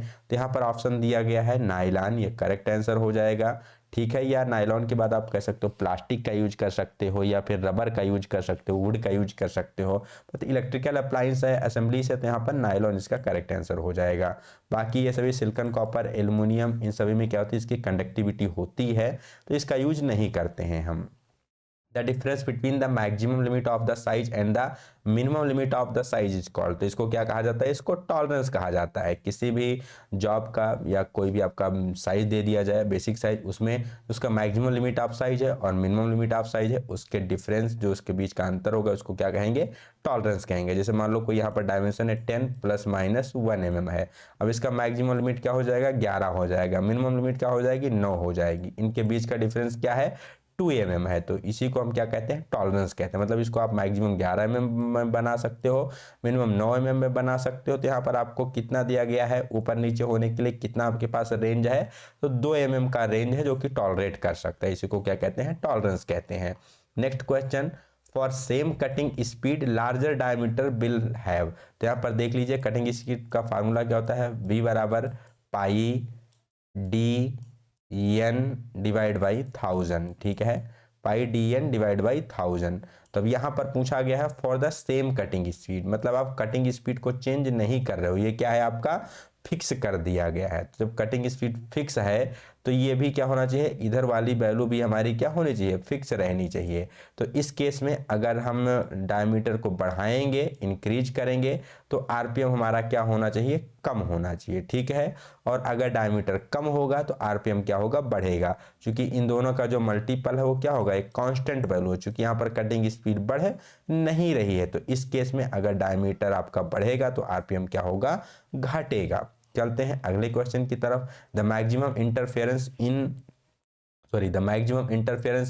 in mm after assembly between a bush of size 20 mm plus 0.06 plus 0.03 and shaft size 20 mm plus 0.05 minus 0.02। यहाँ आपको निकालना क्या है, मैक्सिमम इंटरफेरेंस। इंटरफेरेंस हमने ऊपर ही बताया था, जिसमें शाफ्ट का साइज बड़ा होता है, होल का साइज छोटा होता है, नेगेटिव अलाउंस होता है, नेगेटिव क्लियरेंस होता है, जिसको इंटरफेरेंस फिट कहते हैं। मैक्सिमम इंटरफेरेंस निकालना है तो इसके लिए आपको क्या चाहिए, शाफ्ट का सबसे बड़ा साइज चाहिए और होल का सबसे छोटा चाहिए। अब शाफ्ट का साइज दिया गया है 20, प्लस में 0.05, माइनस में 0.02। तो यहाँ से आप शाफ्ट का सबसे बड़ा अपर लिमिट निकालोगे तो 20 में 0.05 को जोड़ देना है, तो कितना आ जाएगा, 20.05 इसका आ जाएगा शाफ्ट का अपर लिमिट है, बड़ा साइज। अब होल का सबसे छोटा साइज निकालना है, ठीक है, मैक्सिमम इंटरफेरेंस के लिए। तो होल का सबसे छोटा साइज कैसे निकालेंगे, तो होल का सबसे छोटा साइज 20 दिया गया, प्लस 6 और प्लस 0.03। तो यहाँ पर बेसिक साइज में हम क्या करेंगे, लोअर वाले डेविएशन को ऐड करेंगे, तो कितना आ जाएगा, 20.03 निकल के आ जाएगा। ये क्या हो जाएगा, होल का सबसे छोटा साइज हो जाएगा। इन दोनों को आप माइनस करोगे तो कितना निकल के आएगा, 0.02 mm। यहाँ से इसका करेक्ट उत्तर हो जाएगा, जो कि क्या हो जाएगा आपका मैक्सिमम इंटरफेरेंस यहाँ पर इतना ही पॉसिबल है, ठीक है। कितना पॉसिबल है, 0.02 2 mm। चलते हैं अपने नेक्स्ट क्वेश्चन की तरफ। Which of the following material has the highest melting point? कौन सा ऐसा मटेरियल है जिसका मेल्टिंग पॉइंट सबसे हाईएस्ट होता है? तो किसका है यहाँ पर? टंगस्टन को होता है। अराउंड 3300 डिग्री सेल्सियस के करीब इसका मेल्टिंग पॉइंट होता है। चलते हैं अपने नेक्स्ट क्वेश्चन की तरफ। पीडीसीए, पीडीसीए का फुल फॉर्म क्या होता है? तो पी का मतलब होता है प्लान, डू, चेक, एक्ट। कोई भी चीज है तो सबसे पहले आपको क्या करना होता है? प्लान करना होता है, फिर उसको आपको क्या करना होता है? डू करना होता है। प्लान करने के बाद उस काम को करना होता है, ठीक है, मतलब उसको डू, फिर चेक, फिर एक्ट करना होता है आपको उसी के अनुसार। तो पीडीसीए का फुल फॉर्म यहाँ पर पूछा गया है। Next question, what is the cost of, basically यहाँ पर हम थोड़ा स्पीड से इसलिए चल रहे हैं क्योंकि वीडियो ऑलरेडी 1.5 आवर की हो चुकी है, तो इसको और ज़्यादा लंबा ना स्ट्रेच करते हुए जल्दी से फिनिश करना है, इसलिए थोड़ा सा स्पीड यहाँ पर ज़्यादा है, आप अपने हिसाब से कम ज़्यादा कर सकते हैं। What is the cost of polishing on both sides of a triangular metal plate that has side 40 mm, 40 centimeter, 50 centimeter, 30 centimeter? Rate of polishing per 100 centimeter square is 2। Basically यहाँ पर आपकी कोई क्या है? रेक्टेंगुलर ऐसे प्लेट है, ठीक है। अब इसको आप क्या करेंगे? आप एज्यूम कर लेंगे 3D में, ठीक है। कुछ इस प्रकार से मान लीजिए यहाँ पर आपको रेक्टेंगुलर प्लेट दी गई है। अब इसको दोनों साइड से क्या करना है? पॉलिश करवाना है। साइड आपको 40, 50 और 30 सेंटीमीटर दी गई है, तो इसको आप किस प्रकार से, यहाँ पर इसका रेट कितना होगा? जबकि 100 सेंटीमीटर स्क्वायर के लिए आपका 2 है, तो सबसे पहले इसमें हमें क्या करना होगा? इसका एरिया निकालना होगा। एरिया निकालेंगे तो एक साइड का एरिया आएगा, दोनों साइड पॉलिश करना है तो इसको आपको डबल कर देना होगा एरिया को, ठीक है। जो भी आएगा उसको 100 से डिवाइड करके 2 से मल्टीप्लाई कर दो, आपका आंसर मिल जाएगा। फॉर यहाँ पर आपके कैलकुलेशन के लिए यहाँ पर हमने दे दिया है। तो सबसे पहले आपको क्या करना है? एरिया निकालना है। एरिया निकालने के लिए यहाँ पर आपको साइड दिया गया है, तो यहाँ पर हमें प्रयोग करना होता है हीरोइंस का फार्मूला। हीरोइन का फार्मूला सबसे पहले यहाँ पर आपको सेमी पैरामीटर एस निकालना होता है, जो a plus b plus c by 2, मतलब तीनों साइड को जोड़ के 2 से डिवाइड करते हैं तो सेमी पैरामीटर एस आता है। अब एरिया कैलकुलेट करने के लिए फार्मूला होता है under root s, s minus a, s minus b, s minus c, जहाँ पर एस आपका सेमी पैरीमीटर हो गया, ए बी सी क्या हो गई? उस ट्रायंगल की साइड्स हो गई, ठीक है। ए बी सी क्या हो गई? ट्रायंगल की साइड्स हो गई। अब यहाँ पर वैल्यू को हम रख देंगे, पुटअप कर देंगे। टोटल यहाँ पर हम देखेंगे तो हमारा कितना निकल के आ जाएगा? जो एरिया बेसिकली 600 सेंटीमीटर स्क्वायर यहाँ से निकल के आ जाएगा। अब ये क्या है? ये एक साइड का एरिया है, हमें पॉलिश क्या करना है? दोनों साइड पे पॉलिशिंग करनी है, तो इसके लिए हमें क्या करेंगे? तो इसके लिए यहाँ पर हम 2 से इसको मल्टीप्लाई कर देंगे, तो एरिया कितना आ जाएगा हमारा? 1200 सेंटीमीटर आ जाएगा, सेंटीमीटर स्क्वायर। अब चूंकि यहाँ पर 100 सेंटीमीटर स्क्वायर पे 2 रुपये लगता है, आपको 1200 के लिए निकालना है, तो क्या करना है? सिंपली 1200 को 100 से डिवाइड करके 2 से मल्टीप्लाई कर दीजिए, ठीक। या सिंपली देखिए कितना है? 1200। तो 1200 में कितने 100 हैं? तो 1200 है, ठीक है। 100 रुपए के लिए कितना लगता है? 2 रुपए लगता है। 1200 में कितने 100 हैं? 12 ठो 100 हैं, तो 2 से मल्टीप्लाई कर दीजिए 12 को, टोटल कितना आ गया? 24। तो इसका करेक्ट आंसर हो जाएगा 24 रुपीज। करना क्या था? यहाँ आपको तीनों साइडें दी गई थी। सबसे पहले सेमी पैरामीटर निकाल ले a plus b plus c by 2 से, फिर हमने हीरोइन फार्मूला यूज किया, ठीक है। उसके बाद s, s minus a, s minus b, s minus c से हमने क्या निकाल लिया? यहाँ पर इसका एरिया निकाल लिया। एरिया को हमने 100 से डिवाइड करके 2 से मल्टीप्लाई कर दिया, आपको कॉस्ट यहाँ पर पता चल गई कितनी हो जाएगी। Next question, the acute angle is the actual length is 1 metre, the length of the drawing is 5 centimetre, find the representative factor. Basically यहाँ पर आपको क्या निकालना है? RF निकालना है। तो अगर बात की जाए RF, जिसे हम क्या कहते हैं? रिप्रेजेंटेटिव फैक्टर कहते हैं ड्राइंग में, इसका फार्मूला क्या होता है? तो RF का फार्मूला होता है आपका length of the object in the drawing, ठीक है। ड्राइंग में उसका क्या लेंथ है ऑब्जेक्ट का, बटा उसकी एक्चुअल में लेंथ कितनी है। इससे हम क्या कर सकते हैं? उसका हम RF फैक्टर निकाल सकते हैं। तो ड्राइंग में हमारा कितना दिया गया है? 5 सेंटीमीटर यहाँ पर आपको दिया गया है, ठीक है। और एक्चुअल में लेंथ कितनी है? 1 मीटर है। मीटर को आपको क्या करना होगा? सेंटीमीटर में बदलना होगा, क्योंकि यहाँ पर ऊपर सेंटीमीटर दिया गया है। RF निकालते समय यूनिट दोनों क्या होनी चाहिए? सेम होनी चाहिए। 1 मीटर को आप जब सेंटीमीटर में बदलोगे तो कितना हो जाएगा? 100 सेंटीमीटर आ जाएगा। इसको 5 से कैंसिल कर दो, 5 1 जा 5 और इसको 20 टाइम करोगे तो आपको कैंसिल हो जाएगा। तो कितना निकल के आया 1/20 यहाँ से आपको निकल के आ गया। ठीक, अब ये किसको दर्शा रहा है, तो ये रिड्यूसिंग स्केल को दर्शा रहा है। ठीक है, यहाँ पर आपका रिड्यूसिंग स्केल प्रयोग किया गया है। एक्चुअल में अगर उसकी लेंथ कितनी है 1 मीटर है और ड्राइंग में उसको 5 सेंटीमीटर में दर्शा रहे हैं। जैसे मान लो एरोप्लेन इतना बड़ा होता है, ड्राइंग में आप उसको छोटा सा बनाते हो तो क्या होती है, रिड्यूसिंग स्केल होती है। आशा करते हैं आपको समझ में आया होगा। मेन क्या यहाँ पर आपको फार्मूला ध्यान रखना था, पहले ड्राइंग में उसका क्या साइज है बटा एक्चुअल में उसका क्या साइज है, डिवाइड करके आप निकाल सकते हैं। यूनिट आपकी दोनों क्या होनी चाहिए, सेम होनी चाहिए। Next, the opposite side of A angle, the opposite side of the angles 30 degree 60 degree and 90 degree of a triangle are in the ratio। Basically यहाँ पर बात किया गया, कोई एक ट्रायंगल है जिसके जो एंगल है 30 60 90 डिग्री दिए गए हैं, तो उनका जो साइड है, जो भुजाएं हैं, उसका रेशियो क्या होगा। इसके लिए यहाँ पर हमने आपको एक फिगर दिया है। ठीक, ये इसको हमने यहाँ पर बेसिकली क्यूट मैथ करके बहुत अच्छा सा फिगर इसको हमें लगा था कलरफुल, तो हमने आपके रेफरेंस के लिए यहाँ पर लगा दिया है। तो जो 30 60 90 डिग्री जो ट्रायंगल होता है, ठीक है, मान लीजिए कुछ इस प्रकार से बनेगा। एक एंगल आपका 90 हो गया, एक आप 30 मान लीजिए, एक 60 मान लीजिए, कोई भी आप चाहे नीचे 60 या ऊपर 60 कहीं एक जगह ले लीजिए। अब इसमें बेसिकली रूल क्या होता है, जब पाइथागोरस प्रमेय से इसको कैलकुलेट करते हैं, जो 30 डिग्री के सामने वाली भुजा होती है, अगर इसको हम क्या मान लें, 1 यूनिट मान लें, ठीक, तो 60 डिग्री वाले की जो सामने भुजा हो जाएगी वो √3 यूनिट हो जाती है, और 90 डिग्री के जो सामने की भुजा होती है वो 2 यूनिट हो जाती है। जैसे 30 डिग्री वाले के सामने मान लो हमने क्या मान लिया, 5 मान लिया, ठीक है, तो 60 डिग्री वाले के सामने क्या हो जाएगी, 5√3 हो जाएगी, ठीक है, और 90 डिग्री वाले के सामने क्या हो जाएगी, 5 2 जा 10 हो जाएगी। ठीक, तो ये हमेशा जो रेशियो होता है 30 60 और 90 डिग्री एंगल वाले ट्रायंगल का ये फिक्स होता है। 30 डिग्री वाले के सामने की भुजा 1 होती है, और 60 डिग्री वाले के सामने की भुजा √3 गुनी होती है, 90 डिग्री वाले के सामने की भुजा √2 गुनी होती है। ये चीज़ आपको ध्यान में रखना है। तो पहले 1 फिर √3 फिर 2, तो ऑप्शन नंबर सी यहाँ से करेक्ट आंसर हो जाएगा।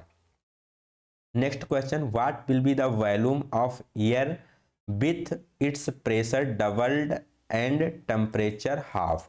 बेसिकली यहाँ पर पूछा गया है उस what will be the volume of air, air का वॉल्यूम क्या होगा यदि प्रेशर को डबल कर दिया जाए और टेम्परेचर को हाफ कर दिया जाए। तो बेसिकली यहाँ पर बहुत डिटेल सॉल्यूशन हमने दिया है, एक बार आप इसको देख लेंगे। तो सबसे पहले यहाँ पर आपको पता होना चाहिए आइडियल गैस समीकरण, जो आइडियल गैस लॉ होता है, इसका फार्मूला होता है PV बराबर nRT। अब चूंकि यहाँ पर P क्या होता है, प्रेशर होता है, V वॉल्यूम होता है, N एक कांस्टेंट होता है, N नंबर ऑफ मोल होते हैं, R क्या होता है, गैस कांस्टेंट होता है, T क्या होता है, टेम्परेचर होता है। क्योंकि यहाँ N और का कोई यहाँ पर फैक्टर है नहीं, इसका कोई मतलब है नहीं, क्योंकि N नंबर ऑफ मोल है, R कांस्टेंट है, तो ये दोनों क्या रहेंगे, समान रहेंगे सभी स्थिति में। तो यहाँ पर इसको हम नेगलेक्ट करके फिर से नया फार्मूला लिखें, तो यहाँ पर PV बराबर क्या हो जाएगा, T हो जाएगा, या कह लीजिए P/T बराबर क्या हो जाएगा, कांस्टेंट हो जाएगा। अब चूंकि यहाँ पर दो स्थितियां दी गई हैं, तो हमें क्या होगा, P1 B1 T1 और P2 B2 T2 हो जाएगा। अब किया क्या गया है, पहले आपका जो प्रेशर था उसको क्या कर दिया गया है, डबल कर दिया गया है, तो जो P2 का मान हो जाएगा वो P1 से क्या हो जाएगा, डबल हो जाएगा। ठीक, यही तो बोला गया है कि अगर प्रेशर को क्या कर दिया जाए, डबल कर दिया जाए, तो जो P2 की वैल्यू हो जाएगी वो क्या हो जाएगी, 2P1 हो जाएगी। और टेम्परेचर को हाफ कर दिया जाए, मतलब जो T2 है वो क्या हो जाएगा, T1/2 हो जाएगा, जो पहले टेम्परेचर था उसका हाफ हो जाएगा। ठीक, सो अब यहाँ पर वॉल्यूम आपको पता करना है। सो अब इसको हम पहलू को पुटअप कर देते हैं, P1 B1/T1 equal to P2 B2/T2। जब इसमें हम वैल्यू पुटअप करते हैं, P2 की जगह पर 2P1 डालना है, ठीक है, और T2 की जगह पर T1/2 डालना है। जब आप इसको सॉल्व करते हैं तो यहाँ से आपको निकल के आता है B2 बराबर B1/4। तो इसके कहने का मतलब क्या हुआ, जो आपका पहले यहाँ पर जो वॉल्यूम था उसका अब वॉल्यूम क्या हो जाएगा, 1/4, मतलब 1/4 टाइम रह जाएगा। मतलब मान लो पहले अगर यहाँ पर वॉल्यूम 100 था, तो अब इसका वॉल्यूम कितना बचेगा, 25 बचेगा। ठीक है, 1/4 इसका वॉल्यूम रहेगा। ठीक, करना क्या था, P1 B1 T1 P2 B2 T2 से आपको यहाँ पर क्या करना था, कैलकुलेट करना था। पहले P2 था, पहले P1 था, अब P2 है, 2 गुना हो गया। पहले टेम्परेचर T1 था, अब T2 हो रहा है, हाफ हो रहा है, T1/2। आपको वैल्यू पुटअप कर देनी थी, यहाँ पर फार्मूले में आपको मिल जाएगा 1/4 ऑफ द इनिशियल वॉल्यूम, जो पहलू वॉल्यूम था उसका अब क्या है, 1/4 यहाँ पर रह गया है। Next, chipless thread are generated by.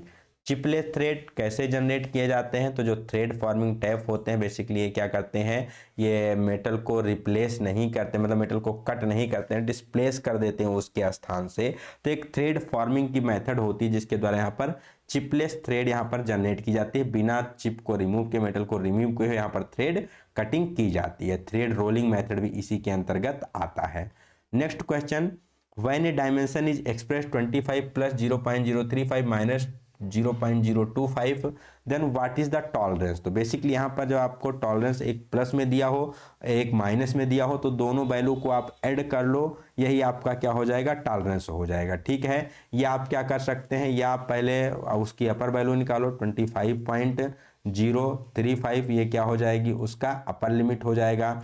Lower limit के लिए क्या करना है, 0.025 को माइनस करना है, तो ये आपका क्या आ जाएगा, 24 पॉइंट आपका 975 निकल के आ जाएगा। इसको आप माइनस कर लो, 5 में से 5 ये आपका 0 बचा, 13 में से आपका 7 जाएगा 6 बचेगा, फिर यहाँ 9 में से 9 जाएगा, यहाँ आपका क्या बचेगा, 0 बचेगा। तो 0.060 इसका करेक्ट आंसर हो जाएगा, जो कि ऑप्शन नंबर डी में दिया गया है। या फिर आप क्या कर सकते थे, डायरेक्टली 0.035 में आप क्या कर लेते, 0.025 को ऐड कर देंगे, तब भी इसकी वैल्यू वही निकल के आ जाएगी। क्योंकि जब दोनों का आपका यहाँ सिंबल क्या होता है, अपोजिट होता है, तो ऐड कर लेते हैं, और अगर दोनों का सिंबल सेम है तो माइनस कर लेते हैं। ठीक, तो ये था आज का 80 क्वेश्चन जो कि हमने इस पेपर में डिस्कस किया, fitter technician B ISRO HSFC के पेपर के बारे में। और हमने आप लोग को ये भी बता दिया है कि किस किस क्वेश्चन पे आप लोग यहाँ पर ऑब्जेक्शन बेसिकली अपना कर सकते हैं। अगर आपको किसी क्वेश्चन में कोई डाउट रह गया हो, या आपको लगा है कि कोई उत्तर या कोई एक्सप्लेनेशन हमने गलत बताया, और कोई ऑब्जेक्शन जितना हमने बताया उसके अतिरिक्त भी और किसी क्वेश्चन पे यहाँ पर ऑब्जेक्शन हो सकता है, तो वो भी आप लोग यहाँ पर अपने कमेंट सेक्शन में बता सकते हैं, या फिर टेलीग्राम ग्रुप ज्वाइन करके वहाँ भी आप डिस्कस कर सकते हैं। अगर आप गवर्नमेंट जॉब की तैयारी कर रहे हैं, ITI से हैं, किसी भी एग्जाम की प्रिपरेशन कर रहे हैं, तो इस चैनल पे आपको बहुत सारे कंटेंट उपलब्ध करवाए जाते हैं रेगुलरली। आप यहाँ पर विजिट करके अपनी तैयारी को अच्छे से प्रिपेयर कर सकते हैं। आप क्वेश्चन नंबर नोट डाउन कर सकते हैं। यहाँ पर जो आपका 55 नंबर क्वेश्चन है, इस पर आप लोग ऑब्जेक्शन कर सकते हैं। जैसे कि मैंने बताया था, ये चारों के चारों क्या हैं, उसके सही उत्तर हैं, क्योंकि वहाँ पर मल्टीपल आंसर सही दिया गया है, तो उस केस में आप उस पर कर सकते थे। प्लस यहाँ पर कुछ और क्वेश्चन हमने डिस्कस किए थे, उसको भी हम एक बार देख लेंगे। ठीक है, 1 बाई 1 क्वेश्चन, पहले वाला आपका यहाँ पर 55 था, बाकी 2 क्वेश्चन यहाँ पर आई थिंक वो एक साथ में दिए गए थे। हाँ, ये क्वेश्चन नंबर 42, इस पर भी आप लोग क्या कर सकते हैं, ऑब्जेक्शन कर सकते हैं, इसका भी मल्टीपल सही आंसर है। देन क्वेश्चन नंबर यहाँ पर जो 41 दिया गया था, इसका भी मेरे हिसाब से ऑब्जेक्शन हो सकता है, इसका रॉन्ग आंसर दिया गया, ऑप्शन नंबर ए सही होना चाहिए। तो बेसिकली इस पेपर में 3 क्वेश्चन मुझे ऐसे मिले जिस पर हम ऑब्जेक्शन कर सकते हैं, बाकी तो ऐसा कोई क्वेश्चन मिला नहीं कि जिस पर ऑब्जेक्शन किया जाए। बाकी आप लोगों की क्या राय है, और कोई क्वेश्चन अगर आपको लगता है कि ऑब्जेक्शन कर सकते हैं, अगर हमसे छूट गया हो या समझने में कोई गलती हो गई, तो आप लोग उसको मैसेज कर सकते हैं, कमेंट सेक्शन में बता सकते हैं, उसके अनुसार यहाँ पर सुधार किया जाएगा। जिसको किसी को ऑब्जेक्शन करना है तो टेलीग्राम चैनल पे मैसेज कीजिएगा, आपको प्रॉपर यहाँ पर उपलब्ध करवाया जाएगा कंटेंट कि आपको क्या क्या वहाँ पर डालना है। क्योंकि ऑब्जेक्शन करते समय आपको क्वेश्चन ID सेलेक्ट करनी होती है, साथ ही में आपको सेलेक्ट करना होता है कि आपका वहाँ पर रीजन क्या है, मल्टीपल आंसर है या रॉन्ग आंसर है, क्या रीजन है, उसको आप सेलेक्ट करते हैं। देन यहाँ पर आपको प्रूफ डालना होता है, फिर उसके बाद आपको उसका कुछ एक्सप्लेनेशन लिखना होता है, तभी आपका ऑब्जेक्शन यहाँ पर वैलिड किया जाता है, अदरवाइज आपका ऑब्जेक्शन यहाँ पर वैलिड नहीं किया जाता है। तो ये चीज़ आपको ध्यान में रखना है, जो आपको ऑब्जेक्शन करने हैं प्रॉपर करना है, ठीक से करना है। आप लोग अपनी अपनी ID से यहाँ पर ऑब्जेक्शन कर सकते हैं। वीडियो अच्छी लगी होगी तो चैनल को सब्सक्राइब करिएगा, वीडियो को लाइक कीजिएगा, अपने फ्रेंड के बीच शेयर कीजिएगा, जिससे उन्हें भी इसका बेनिफिट मिल सके। मिलते हैं अगले वीडियो में एक नई जानकारी के साथ, तब तक के लिए have a good day, best of luck, bye bye सभी को। Thank you for watching the video.